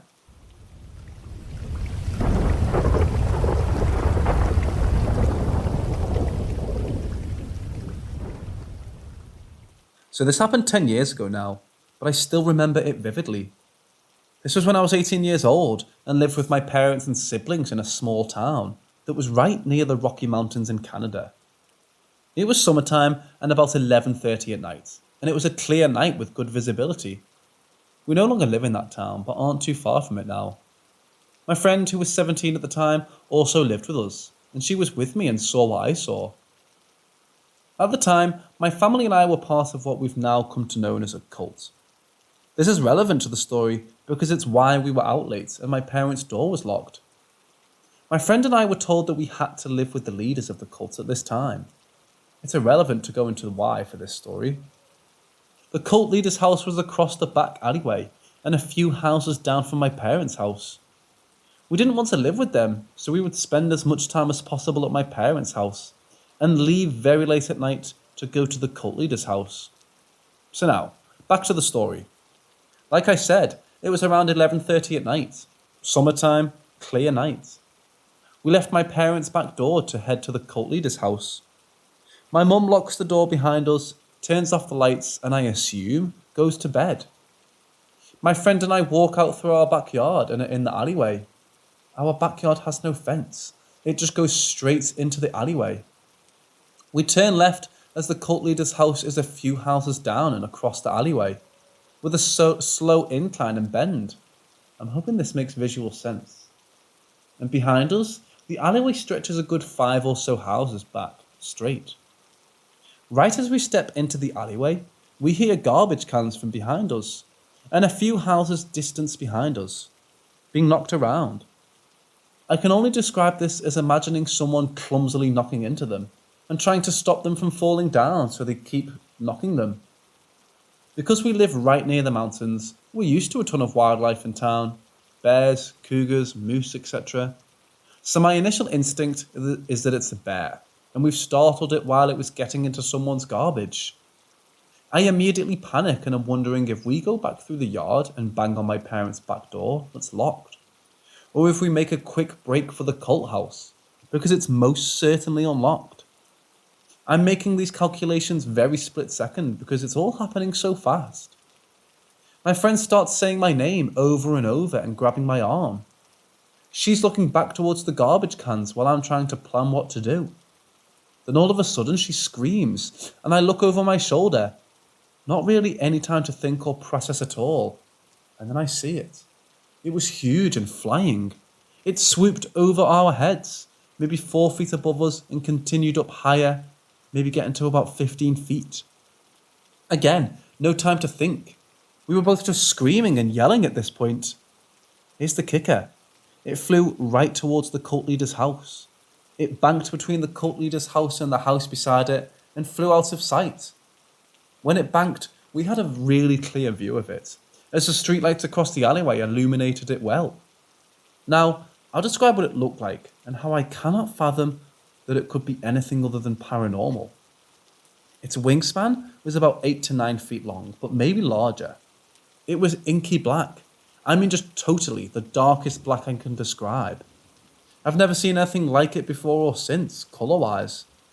It had no distinguishable features. No feathers, no head, no eyes, no beak, no legs, nothing. The best way I can describe it is if you imagine a huge stingray, minus the tail and much, much larger, longer wings. My friend describes it like, imagine a shadow of a large flying creature, but a much more solid, darker shadow. It wasn't transparent. Like if you touched it, you would feel it for sure, or at least you think you would.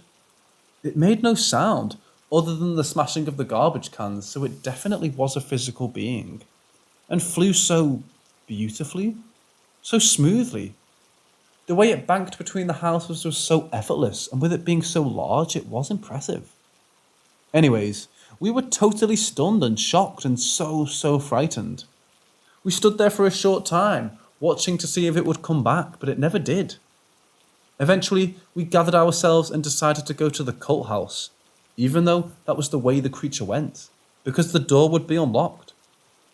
When we got inside and we immediately went to one of the leaders, the woman, there were two, a man and a woman, and told her everything as best we could, totally freaked out and shaken up.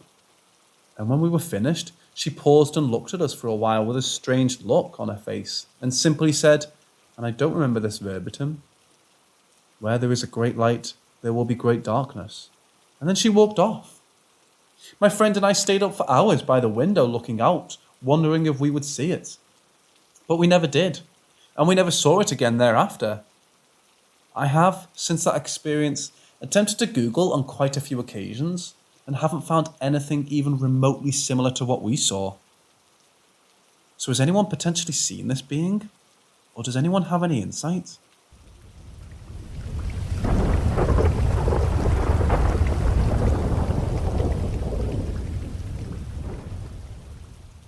Shortly after my divorce, I sold my house. My best friend and I found an apartment in a 3-unit building. We had the entire second floor. Below us was a 1 and a 2-bedroom unit. None of them were occupied because the landlord had just recently bought the place and was redoing it 1 unit at a time. I worked at a local bar and he would come hang out with me to cruise for women. Everything started off small. We'd come home at 2 in the morning and the smoke alarms would all be going off. The place had the kind that were hardwired, so if one went off, they all went off. The problem was that it was an alarm in the 2-bedroom, empty apartment that was going off. We would have to go down in the basement and throw the breaker off to silence it. Once we turned the breaker back on, then they stayed off until the next night. Sometime later, I'm not sure exactly how many weeks went by, I got up in the morning after having been kept away by my roommate, pacing and talking on the phone.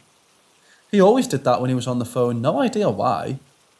I asked who he was talking to so early/late in the day, as it was around 3 a.m. when this started. He looked at me dead in the eyes and said he thought that it was me on the phone. I had heard his voice and he had heard mine. This happened quite often for a while, but the worst part happened a few months later. I get chills even talking about it. I was sound asleep. My bed was pretty much dead center of the room. Something yanked on my leg and woke me up. I scanned the room and my eyes stopped at the corner nearest the door. It was eerily dark, almost darker than the rest of the room, and I could tell that something was in that darkness, looking back at me. I was terrified, and nothing scares me. I couldn't find my voice to call out my roommate, so I just laid there, staring back at whatever was staring at me. This went on for almost an hour, and then I felt it leave. I no longer felt like I was being watched. Not long after that, the 2 other units became occupied, and everything stopped, even the smoke alarms going off on their own.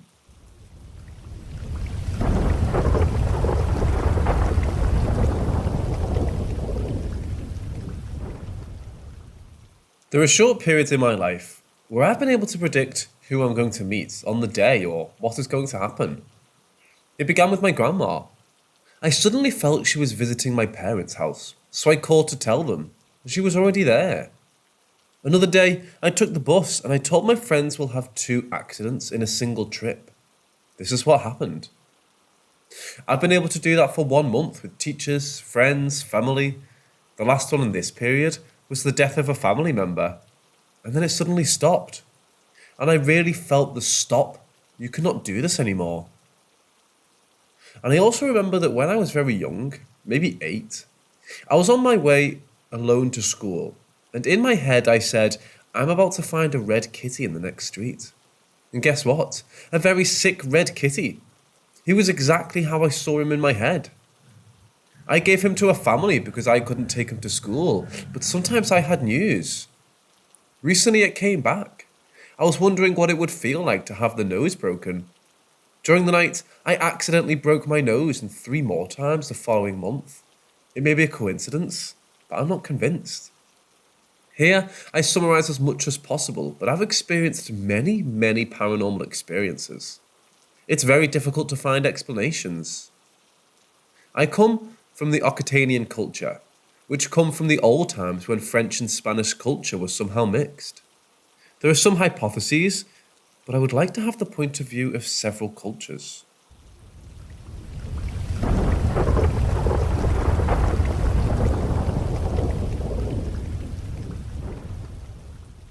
Let me preface this by saying that I'm not per se a believer in the supernatural, but I'm also not a denier either.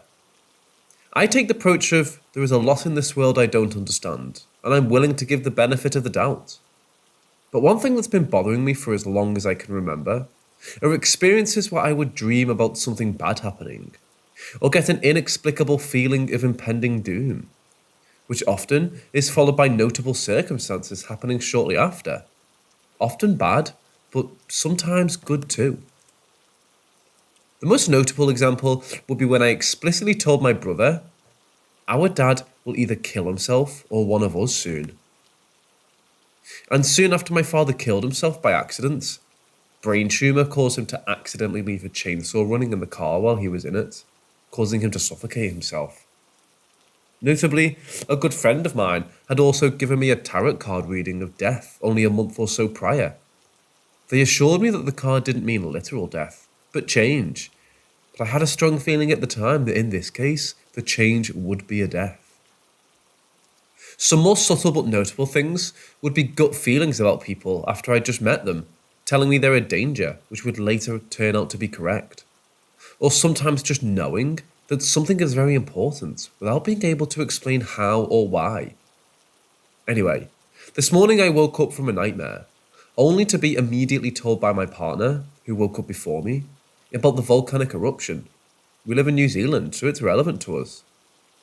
This whole day I've just had a gut feeling that something more is coming, so I've been calling my friends and family to tell them to be careful, and I mentioned the nightmare to my mom.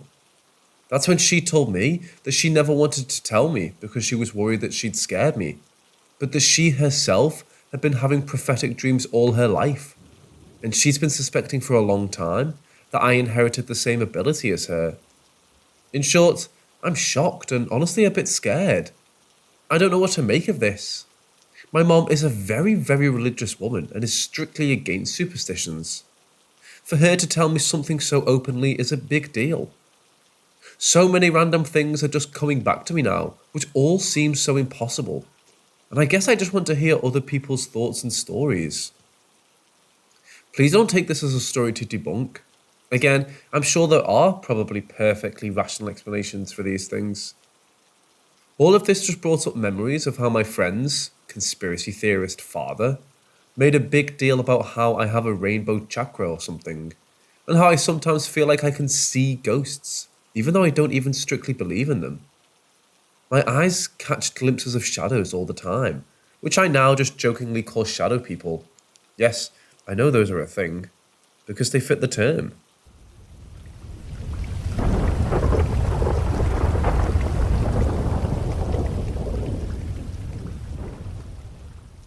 So my fiancée used to live in this run-down, extremely old house. We're pretty sure it was actually a barn at one point that was then converted into a home. Well, let me tell you, that house is the most haunted location I've ever stepped foot into to this day. It's been almost 4 years since we've been inside, and we'll never go back.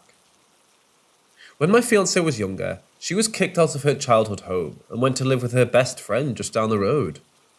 Her room was actually a porch with its own exterior door, and a door leading into the living room of the home. Just to set the scene for you a bit, she had vaguely warned me that there was something in the house, but I kind of just brushed it off. Well, one night I went to stay over with her. At the end of the night, we were both pretty tired and decided to go to bed. We got under the covers, all cuddled up, and not even 2 minutes after turning the lights out and closing our eyes, it happened.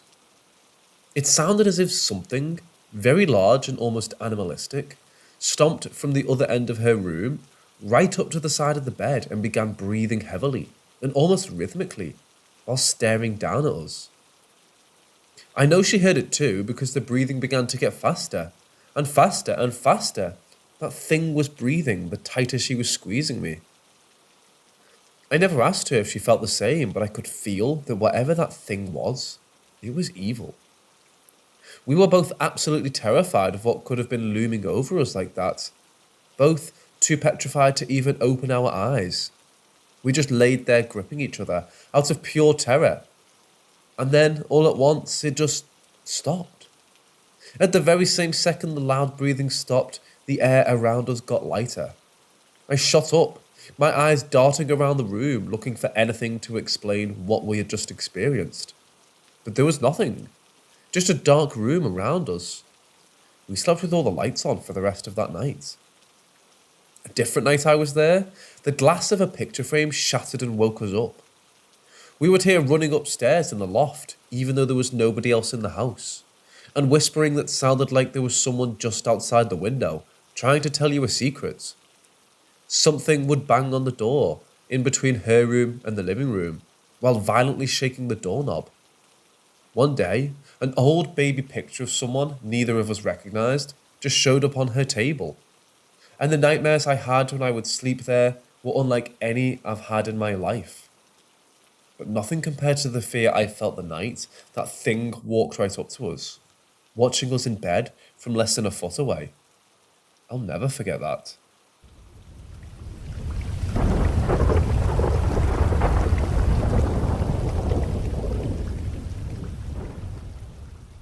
I was 11, staying at my father's place for Christmas holidays.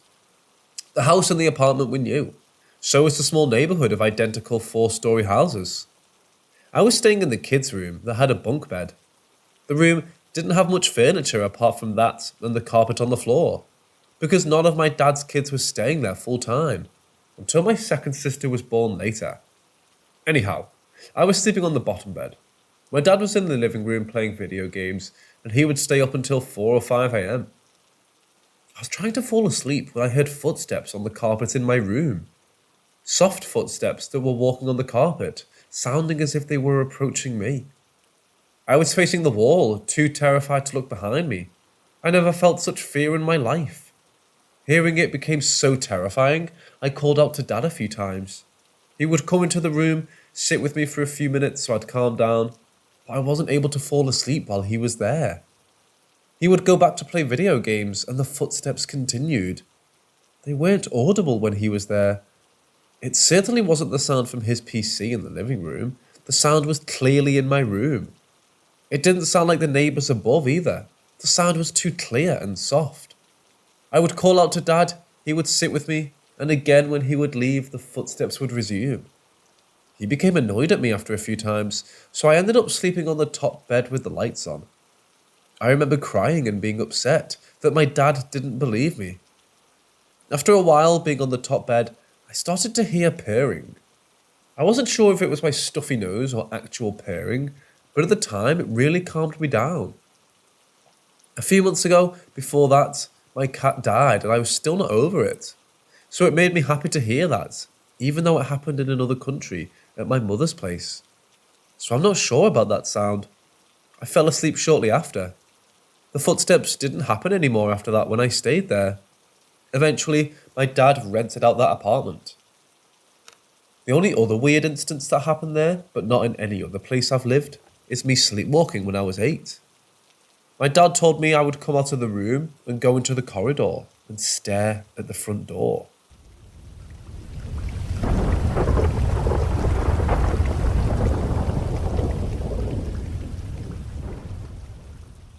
So I live in a rural place and in a heavily wooded area. I've always felt totally safe in the woods, even at night. I used to go for night walks all the time. I'm not really a skeptic. I do believe in some paranormal things, though I've never had an experience until this one. Regardless, I still always try to find the most logical explanation, and I don't often feel scared or unnerved by things. This experience, however, really freaked me out, and I've been thinking about it ever since it happened, so I thought I'd share. So this was a few weeks ago.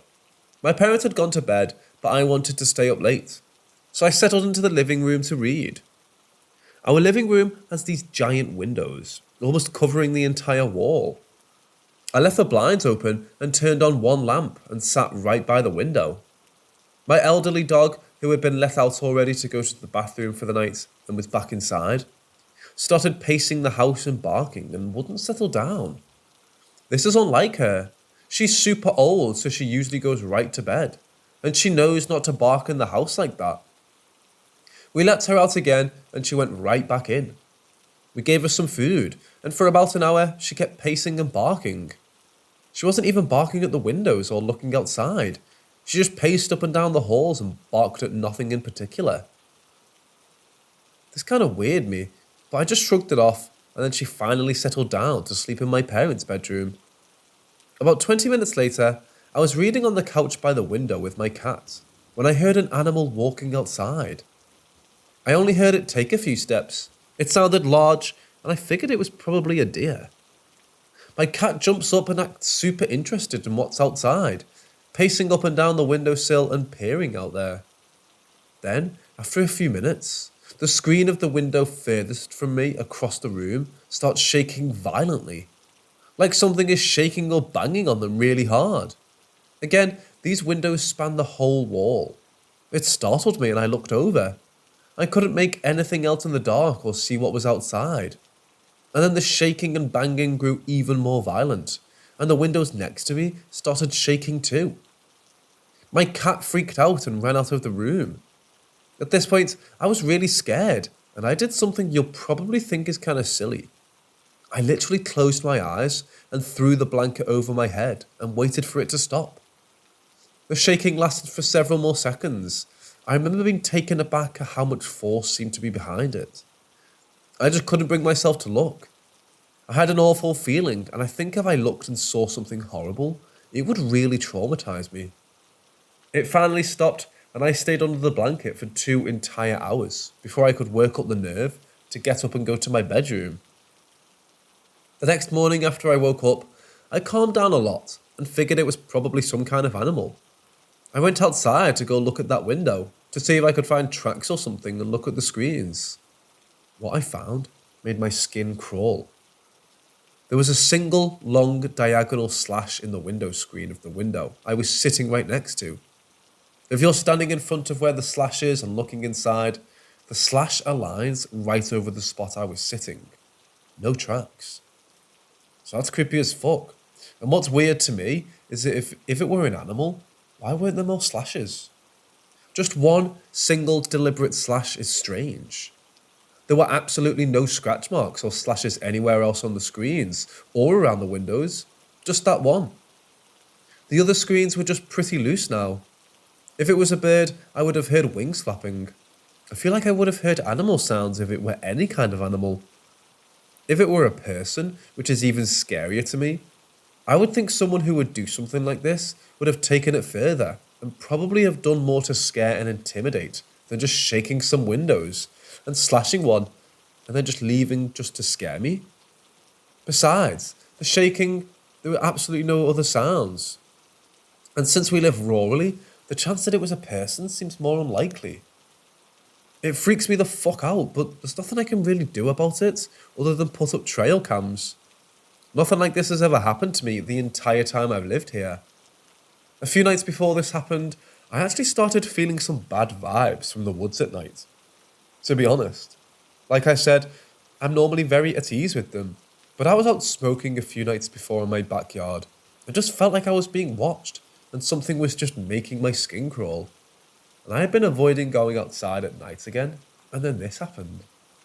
This experience really kind of freaked me out, but there's not much I can do except put up some cameras.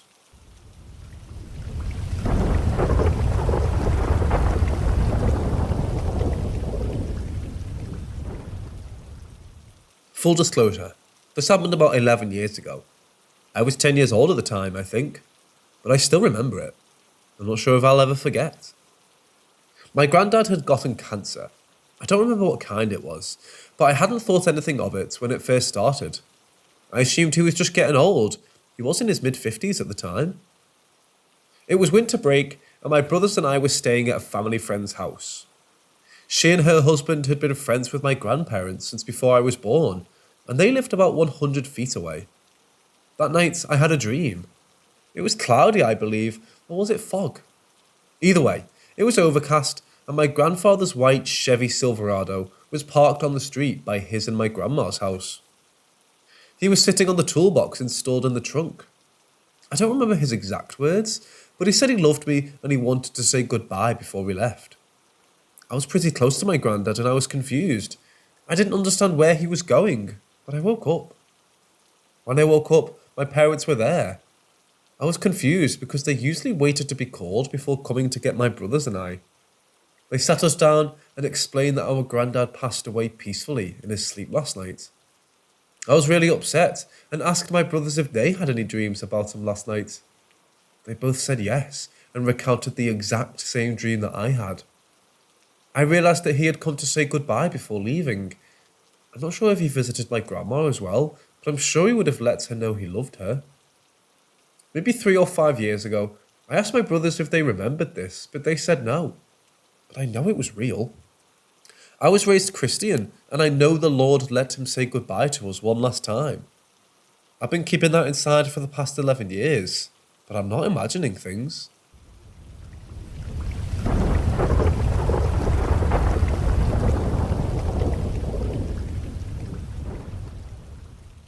My wife and I were married for 28 years before she passed away 14 months ago.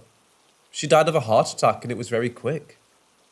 My 3 teenage children lost their mother and I lost my best friend. I was in a deep state of shock and grief for the first 6 months. I had a few dreams about her that felt very real. We would have conversations in these dreams, and I just assumed this was my subconscious dealing with grief and finding some closure. Then, on Valentine's Day, I went to bed, and I pulled the sheet over my head, and just as I was falling asleep, someone slaps me in the face 3 times and lays down on top of me. I sit up and it's my wife, and I'm definitely scared, but happy and excited and confused, all at the same time. I say, "Laura?" And she answers me saying, "Yes, it's me, and I love you." I couldn't see her face because she had her head turned away from me, and I asked her to look at me, and she told me that she couldn't. I just held her, and after a little while, she faded away. The next morning, I called my daughter and told her what happened. I told her that her mom had visited me last night. She said that, yeah, Mom visits me in my dreams occasionally. I told her no, she was here with me in person in the bed, with me. And my daughter just said, "Oh, that's sweet." After about 3 weeks, I had come to the conclusion that I had just hallucinated the whole thing. I know how powerful the mind is, and some very strange things happen when you're dealing with grief. I moved into a new home in March, and one night I was in the living room and it was cold in the house. Maybe 55 degrees. I was getting ready to go to bed when I noticed I could see my breath. Because even though it was cold, it certainly wasn't that cold. I lay down in bed and right before I fell asleep, I felt my dog climb into the bed and scoot up against my back. I was laying on my side. I thought it was weird because my dog doesn't normally get in bed with me. I was looking out the bedroom door into the living room and I saw my dog walk by. So of course I freak out and roll over quickly, and there she is, my wife again. Only this time I can see her face and it's completely black. I mean like black as midnight. I tell her I love her.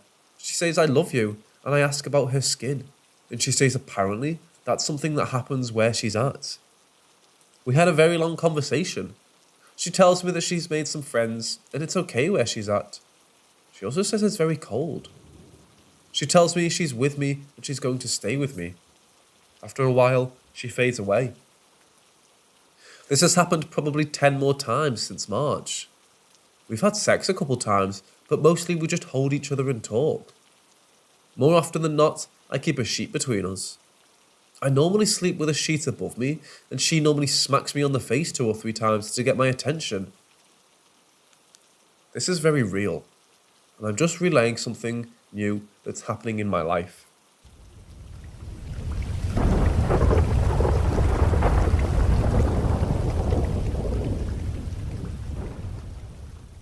This happened in 2017. My room is in the basement and has a hopper window with a streetlight outside. So my room wasn't pitch black, but very lightly illuminated. Still too dark to make features out from across a room with the lights off. I was laying in bed facing the wall my bed was pushed against, and it felt like someone was over near my closet across the room, looking at me. My back was to the closet, but I could just feel it. So I turned around and got my phone flashlight, and nothing was there. Okay. I went back to sleep. A few days go by, and I feel like someone is looking at me again. My back is to my closet again, and facing the wall. This time, they feel closer, like in the middle of my room, between the closet and my bed. I grab my phone flashlight and look. Nothing. Back to sleep. Facing my room, this time because I swear I've been feeling something looking at me and getting closer and closer every few days. I was terrified. So, like a week goes by, and I feel it getting closer and closer, but I see nothing every time. Eventually, my back is to my room again, and I feel like it's standing right at the side of my bed, standing over me. I turned around quickly, no flashlight, looked up and saw nothing. But it felt like it was there, staring at me. I grabbed my phone flashlight without looking away or blinking. Nothing. I'll go back to sleep eventually. A few more days go by. I'm sick. laryngitis, no voice, the whole nine. My friend lived with me and my parents at this time. This was like 5 years ago. He was upstairs because I lived in the basement and his room was upstairs. My back is to my room. I feel it starting again, except it feels far away again, like back at my closet across the room. I have no voice, remember this. I look at my closet in the dark and stare while reaching for my phone. I'm scared, and it feels different this time. Angry. I don't blink or take my eyes off of my closet. I see a black outline of what looks like a woman in a long dress, like 1800s style. Maybe my imagination. I finally get my flashlight on, and before I can point it at my closet, it comes rushing toward me, still all black. Not walking, just gliding directly towards me, very swift. I scream. No voice. It doesn't touch me as it goes away once my phone flashlight lit up my room. I scream and crawl to the end of my bed and flick on the lights. I'm screaming help, but no voice. I called his phone. He's upstairs and I can barely make words because of the no voice thing. But I whisper, come help. He comes and I'm hyperventilating in my bed, holding my knees, staring at the closet. I tell him, whispering what happened and how I felt it building up for weeks. But ghosts terrify me, and I didn't want to give it energy by entertaining it and telling everyone. He takes me upstairs and I sleep on the couch, and he sleeps in the armchair. I slept in the living room for a few nights. He eventually tells me that when he falls asleep on the couch, sometimes he hears someone walk back and forth in the kitchen and stop on the ledge where the kitchen goes into the living room, but he doesn't ever see anything. Nothing ever happened to me again, and I never saw or felt anything again since then.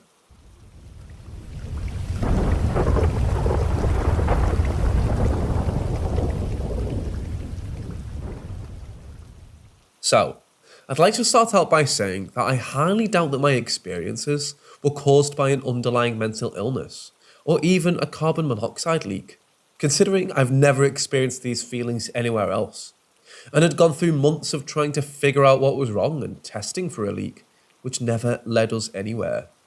But with that said, I can't always be too sure.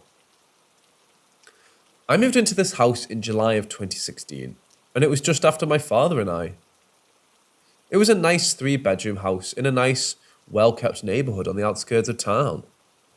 When I first visited the house for the viewing, it was like a dream, and it was the only house we had seen that really stood out to us.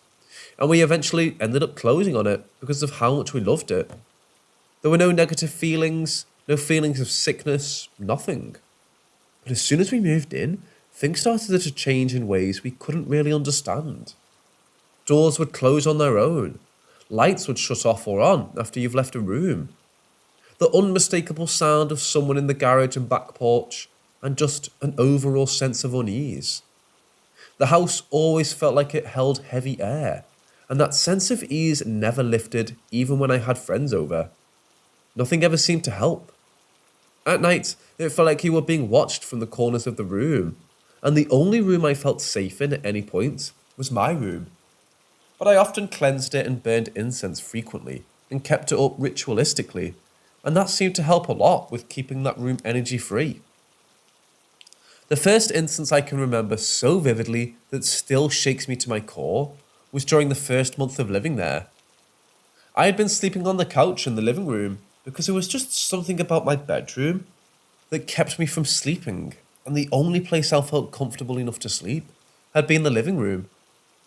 I remember falling asleep around 10 p.m. and had a very, very strange dream, from which I woke up in another dream that still makes me terribly anxious to think about. I had woken up and slowly started to sit up.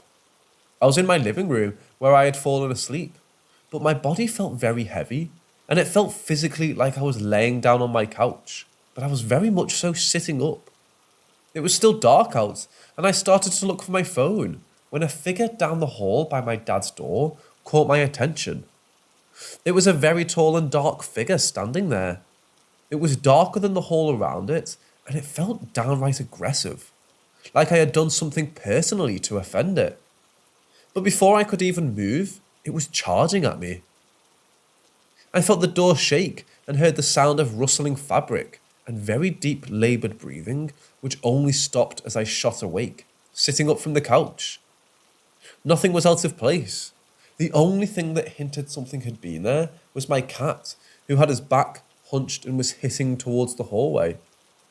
Luckily, it was roughly 7 a.m. and the sun started to rise, and I didn't move from my spot until the entire room was covered in the light of the sun. When my dad lost his job when I was almost 18 and we had to sell the house, things started to stir when everything started to be moved out of the house. Due to my dad having to get a job in the city, he was going to move in with his best friend who lived not far from said city, and he was going to help me get an apartment when I turned 18, since we were likely going to sell the house after my birthday. Well, that left me alone in the house by myself after my dad moved out, only coming down on the weekends to take me into town to get food, as I couldn't drive at this time. During this time, I moved my bed into the now empty living room because my room began to feel so unsafe and heavy. At this point, I was cleaning my room and house every day, but it never made it feel any better. The only place I felt I could be safe and watch over the house was in the living room, so that's where I stayed.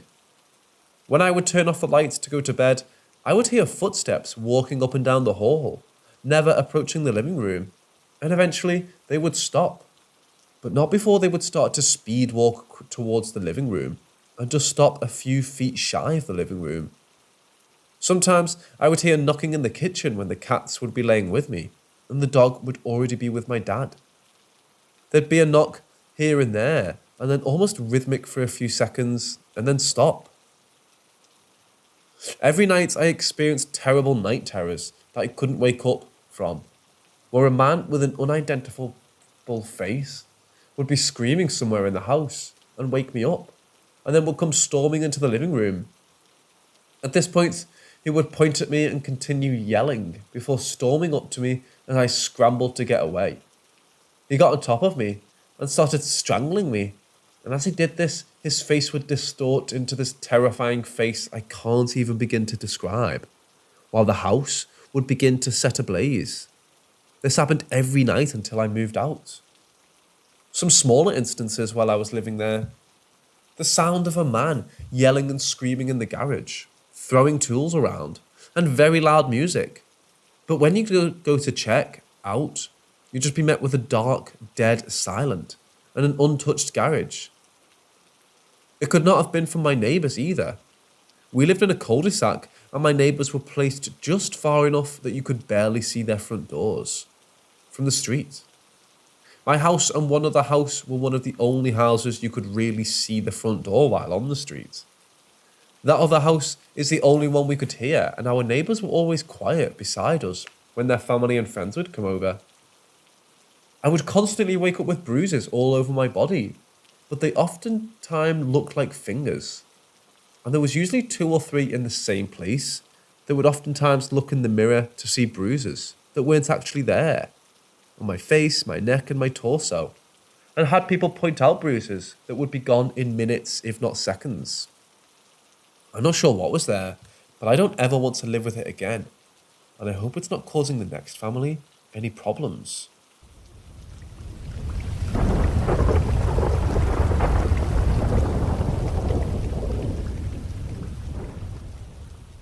First off, I was very close to my grandmother. I was her first grandchild, and we had the most amazing bond. Now, as a 27-year-old man, I still occasionally feel this happy urge to go and visit her, even though she's been gone for years. She taught me a lot of things, including gardening, which was one of her favourite things to do. We used to garden together, which later made me buy my own allotment to grow vegetables and flowers. So I had owned said allotment for a couple of weeks, when my grandmother came to visit me. She was so proud of what I had done to the place, and then she told me she had cancer, and that she probably wouldn't survive for long enough to see all my flowers in the garden blossom. That broke my heart. Within weeks, she was in an intensive care. When I visited her in hospice, just hours before she died, she was in a coma, and I begged her to let go, which she did. My family owns a house just by a fjord, river. My grandparents also used to have a house there, so my grandmother had wished to have her ashes spread over the water, so she would still be close to us. I picked her favourite flowers for my allotment as my last gift to her. I put the flowers in the water, as well as a sip of beer, which she also enjoyed. 2 weeks later, I got a call from my mum. She just wanted me to know that 3 yellow freesias had appeared on their private pier overnight. The flowers are not indigenous to my country and actually quite rare to come across. And they were just as fresh as if they had just been cut. Needless to say, we were all shocked. Mostly because only my mum and I knew that yellow freesias were her favourite. My dad and brothers would have never thought of it, let alone pulled a prank on us. As a reminder, I have a freesia tattooed on my arm. The new house I built on my allotment bears her name, and every spring I plant dozens of freesia bulbs in her memory. It could all be a mean prank, but in my heart I know it wasn't. She just wanted to let me know. She was still around.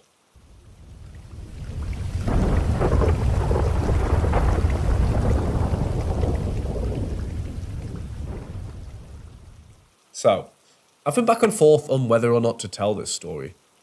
Mostly because it involves some aspects of my working life that I'm not at liberty to discuss. But also because it had severe personal implications for me.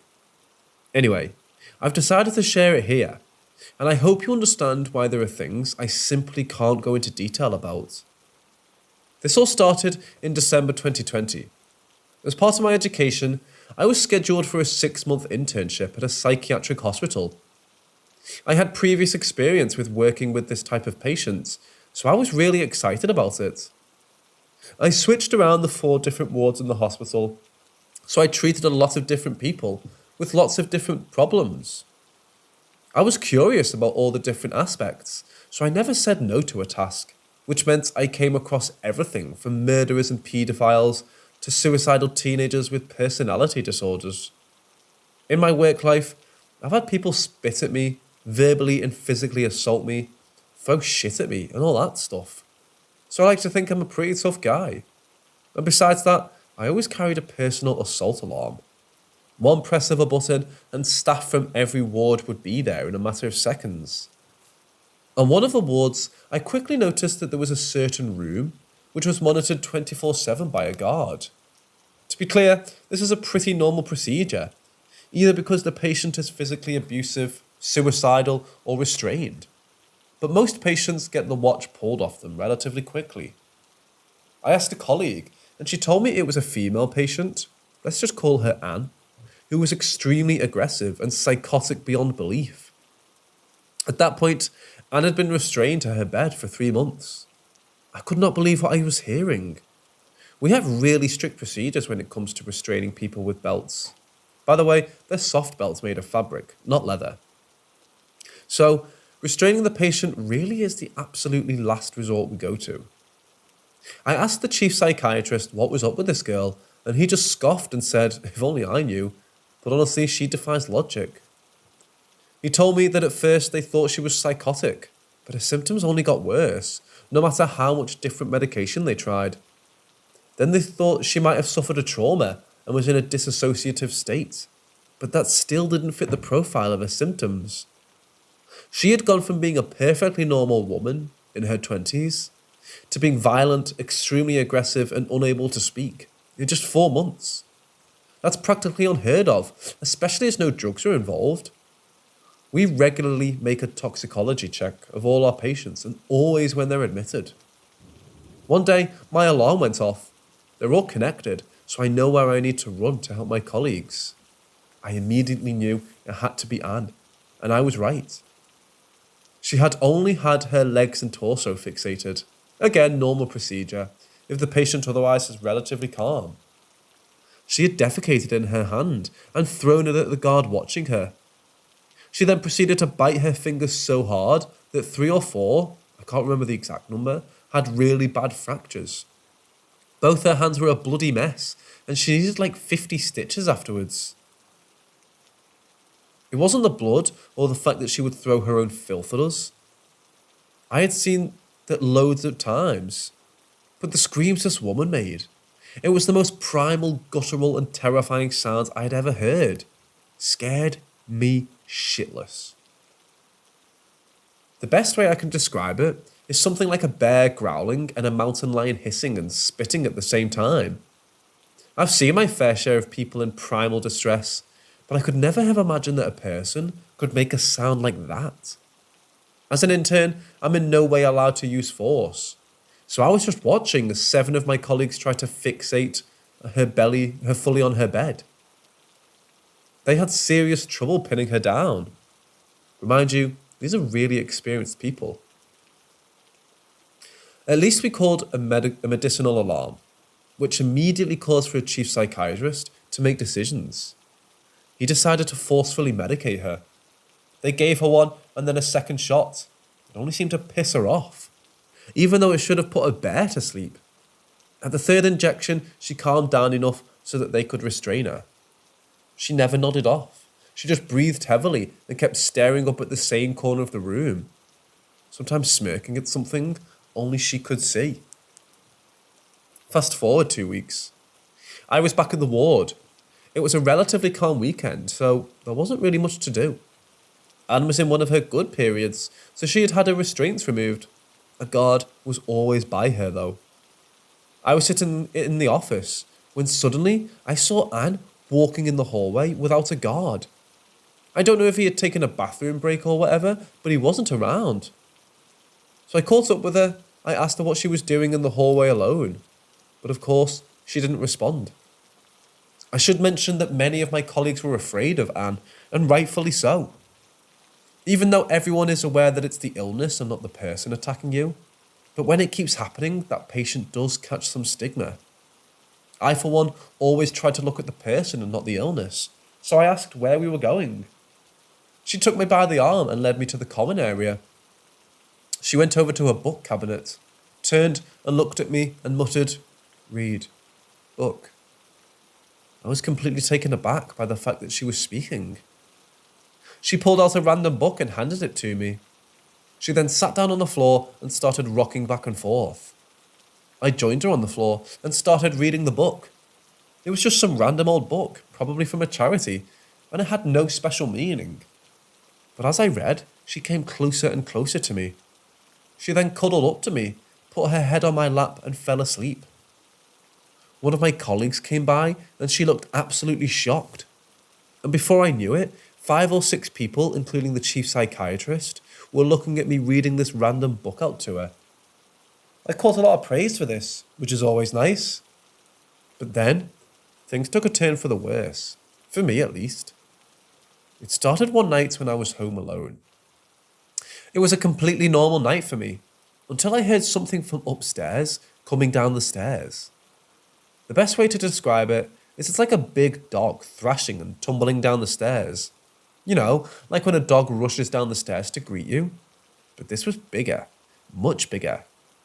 I could hear the weight of something tumbling down, while nails or claws or whatever slid on the steps.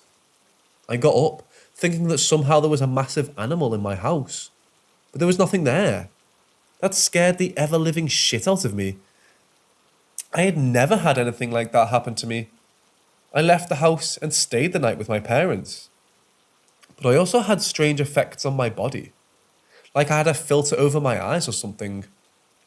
Everything started to seem out of focus, like tunnel vision, but with a massive blur added to it.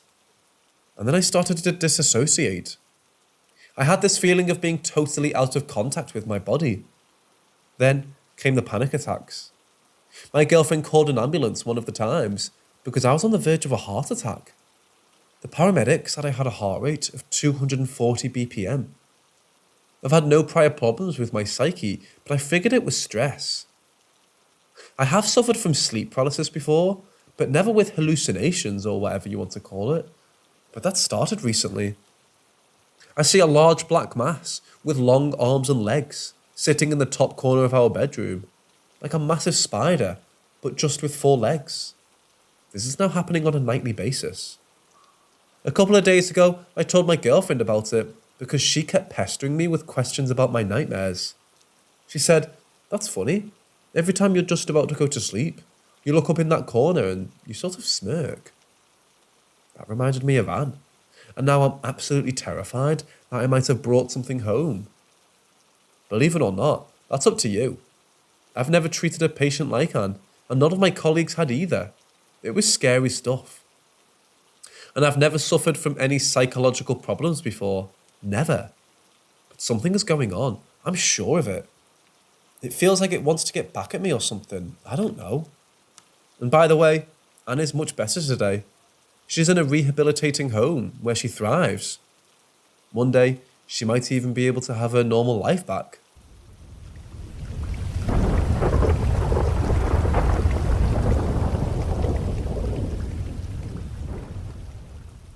We were in Belfast, Northern Ireland, and it was around 4:30 a.m.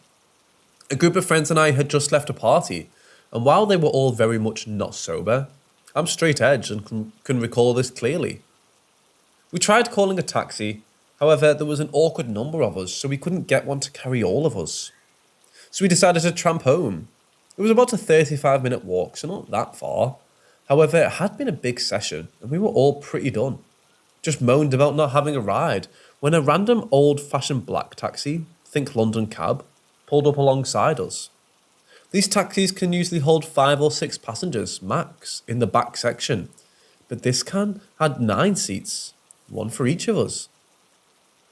The door opened by itself, and everyone climbed in, and without anyone saying a word, it proceeded to drive us to our destination. I didn't think anything of it at the time, but we all spent the whole ride in silence. The cab smelt so bad that I didn't even want to breathe, and the interior was old and very dirty, with the floor even having a few small holes. Looking into the driver's cab, the driver was a very old man, looked to be 70 years old maybe, wearing an old tattered suit with an old newsboy cap on his head. But weirder still, a man in his late 20s was sitting in his passenger seat, wearing ripped and dirty sweatpants, and a dirty jumper with stains all over it. Neither of these guys spoke the entire trip to either of us, or to any of us. It was just silence the whole way. Not even the radio was on. When we arrived at our destination, I heard my intoxicated group of friends out the taxi. But when I turned to pay the fare, the taxi was gone, and the road was completely clear in both directions. We all go into my friend's house, and nobody spoke a word of what happened, until the next day, when the most wasted of the group told us about the trip that he had the night before. I'm not sure what the hell happened that night. All I know is we were a group of Catholics in a Protestant part of town, and getting into a random car like that was the dumbest shit I've ever done. But somehow, even though it stank and was clearly wrong in every way, it felt like it was exactly what I should have done at the time.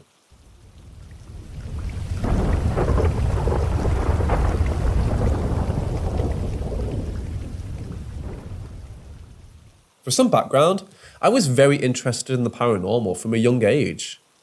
My father and brothers had told me of an encounter they had while staying at a hotel in London, and that was enough for me to believe in something being out there.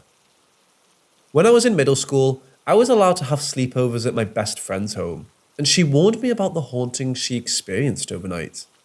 I saw shadow figures, watched doors open, heard footsteps, and many more things at that house. I have a very distinct memory of sleeping over one night, waking up at exactly 3 a.m, watching the bedroom door open, and feeling something coming toward me. I doubt this is related to the encounter I'm about to explain, but I'm including it in case anybody may think it's due to the severity of the experiences I had at that house. After having experienced those things, I woke up one night at 3 a.m. in my own home, rolled over in my bed, and saw a very clear figure of a man looking out my bedroom window. It looked to me just like my dad, who was still very much alive and was sleeping down the hall. So I said out loud, "Dad, what are you doing?" The figure turned to look at me, in which I was able to see it did in fact look exactly like my father. However, I knew it wasn't him. I looked back at the window, so I closed my eyes for a minute, and when I opened them, the figure was gone.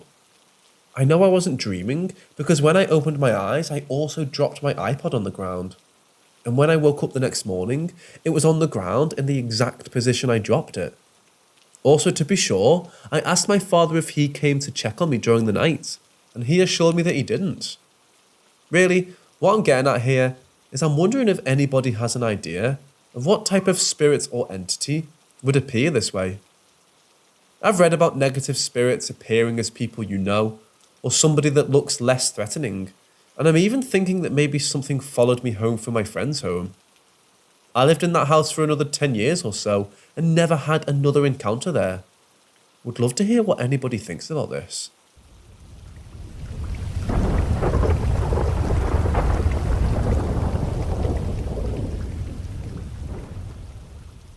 Before we moved out together, I would stay at his place until around 1 AM, and I would park my car sideways at the very top of the gravel driveway, making a tea. In the gravel driveway, there were always 2 cars parked, and the one closest to my car would be one that his brother had been working on for a while. It didn't drive. Anyways, one night, I was about to head to my car, and usually I don't mind walking up there alone. But that night my fiancé said he wanted to walk with me, because it was a pretty night. While we were passing his brother's car on our left, we heard a little bang. Don't exactly know what it could have been. We both looked over, and I immediately saw what looked to be someone ducked behind the car, with his head just a little up where we would see his eyes looking at us. With it being dark, I was questioning if I was seeing what I thought I was. So I looked over at my fiancé and saw him staring in that direction as well. He apparently thought maybe it was his neighbour, who was our age and we knew well, just messing with us, so we called out his name. Right as he did that, the head ducked out of our sight. My fiancé, knowing I had to get home and us both being confused, put me behind him and walked to the driver's side of my car, which is on the other side of his brother's car where we saw the person. We were both expecting someone to be there, but once he got to that side, no one was there. We were both so confused. Like, we should have heard the gravel if they moved, and where could he have moved? The car was too low to the ground to get under it. There wasn't anything else nearby for them to hide behind, and again, how did we not hear the gravel move if they moved? Obviously, it could have been someone just trying to steal tools out of his brother's car, but all of it is still weird. We couldn't explain how he just disappeared. Anyways, he never let me walk up the driveway at night by myself after that.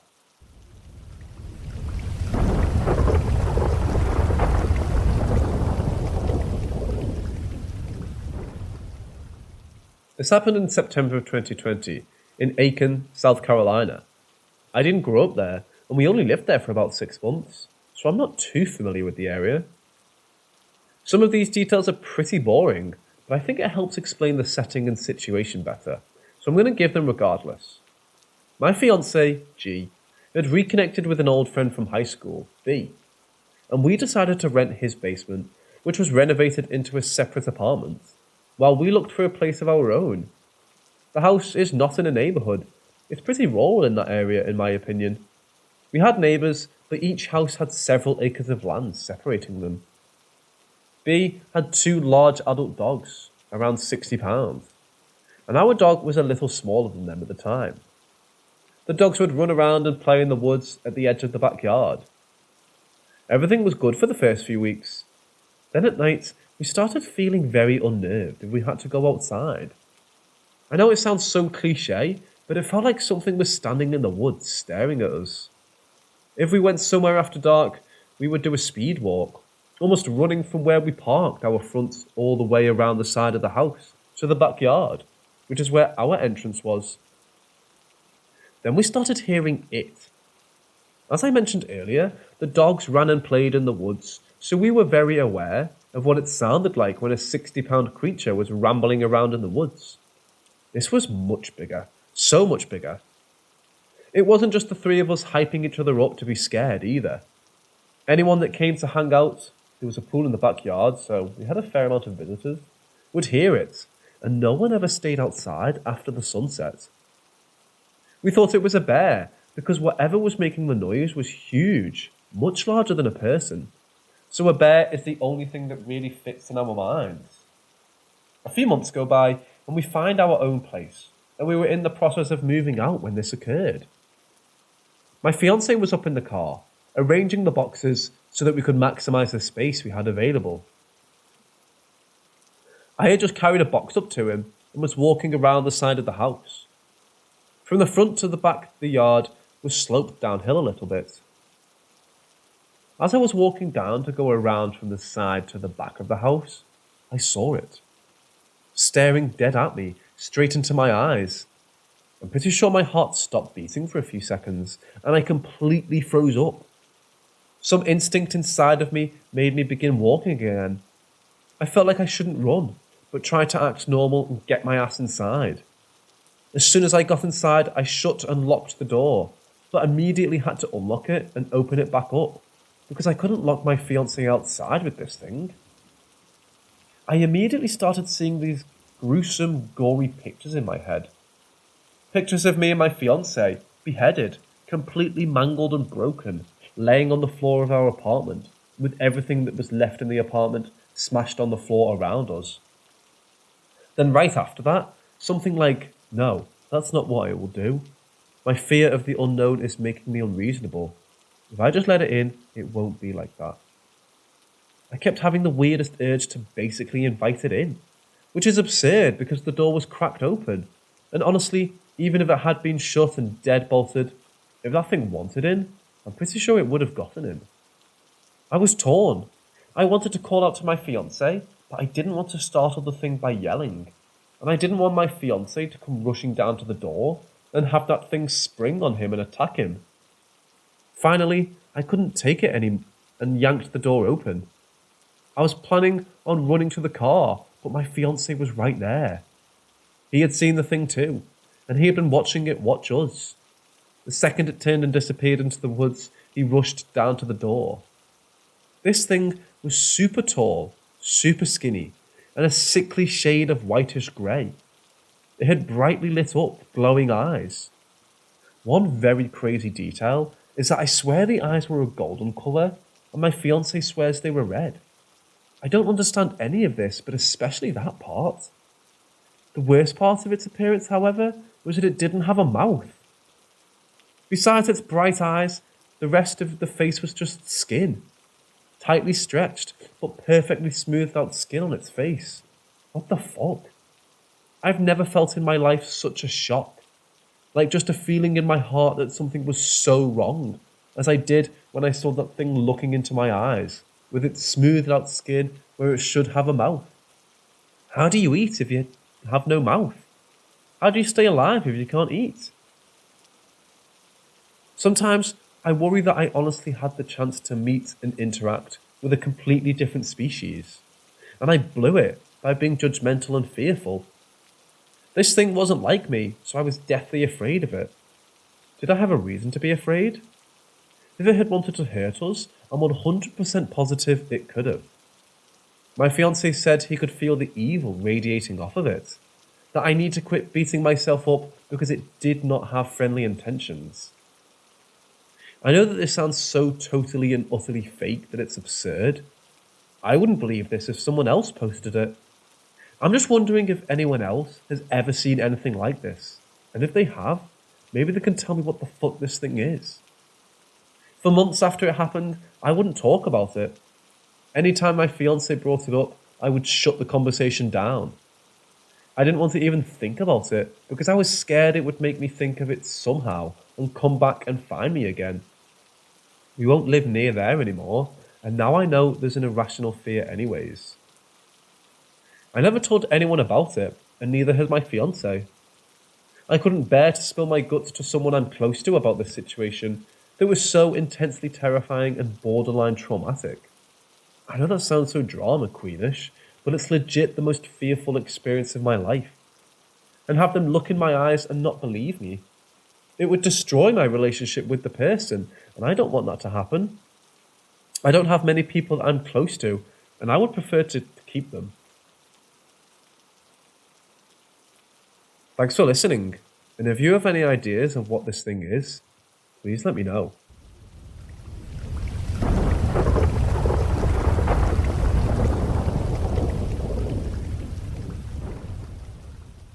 When I was 12 years old, my twin and I were super into ghosts and would watch ghost shows on TV all the time. One that we watched would do a segment where they'd take a cup, turn it so it was bottom up. Everyone in their circle would put their finger on it. They called this a seance, and they'd ask yes-no questions, and if the cup moved, that was supposed to mean a yes. So obviously, my siblings and I had to try this. One summer day while our parents were gone, my twin and stepbro dragged the coffee table into our bedroom and closed the door. We had the cup, all put our pointer fingers on the cup and started asking if anything was there. At first, we could tell stepbro was messing with us and trying to move it without us noticing. So we told him if he was going to take it seriously, just leave. My twin and I stayed seated and stepbro went to leave. But right as his hand touched the door handle, the cup started moving in a clockwise fashion, sort of slowly. Of course, I'm not moving it. I ask my twin if she's moving it, and she says no, and is looking a little worried. Stepbro was watching from the door, and the cup started moving a bit faster. I take my finger off the cup and go towards stepbro, watching in horror as the cup continues to move faster and faster.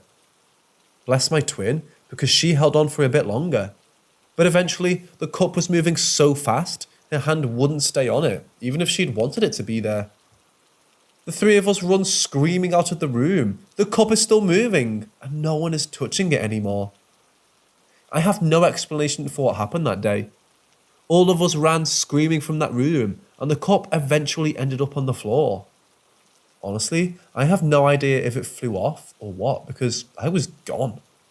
Still one of the most bizarre things I've ever experienced.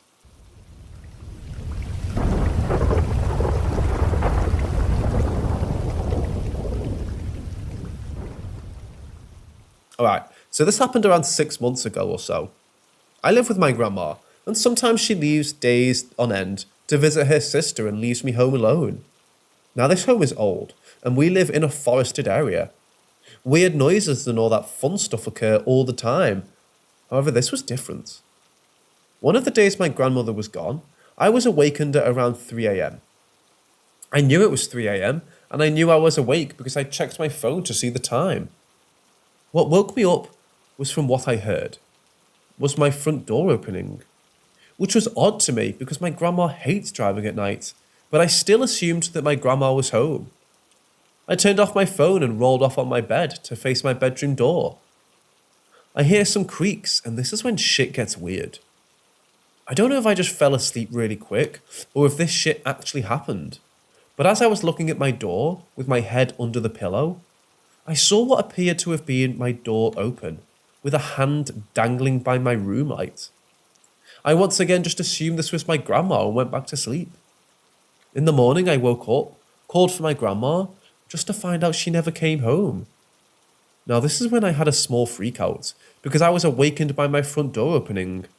Yes, I locked all the doors. This was day 1. Day 2 of my grandma being gone was my small freak out day. I double checked everything. My front door was locked, my back door was locked, everything was just the way I left it. My day went on normally. When nighttime hit, the entire time I just had this feeling I was being watched, observed. I closed the blinds to my house and essentially locked myself in my room. I was watching some Star Trek with my window open and heard branches or leaves crack outside. Living in a forested area, I assumed it was deer or rabbits, so I gave a quick glance. I opened my bedroom blinds a small amount, and well, it was obviously dark, but I saw nothing. Nothing that could have made the sound of branches breaking like that right out the window. Nothing creepy happened that night, but I still felt uneasy. When my grandma finally came home, everything went back to normal. No more uneasy feelings or feelings of being watched. However now, whenever she leaves for multiple days, it comes back.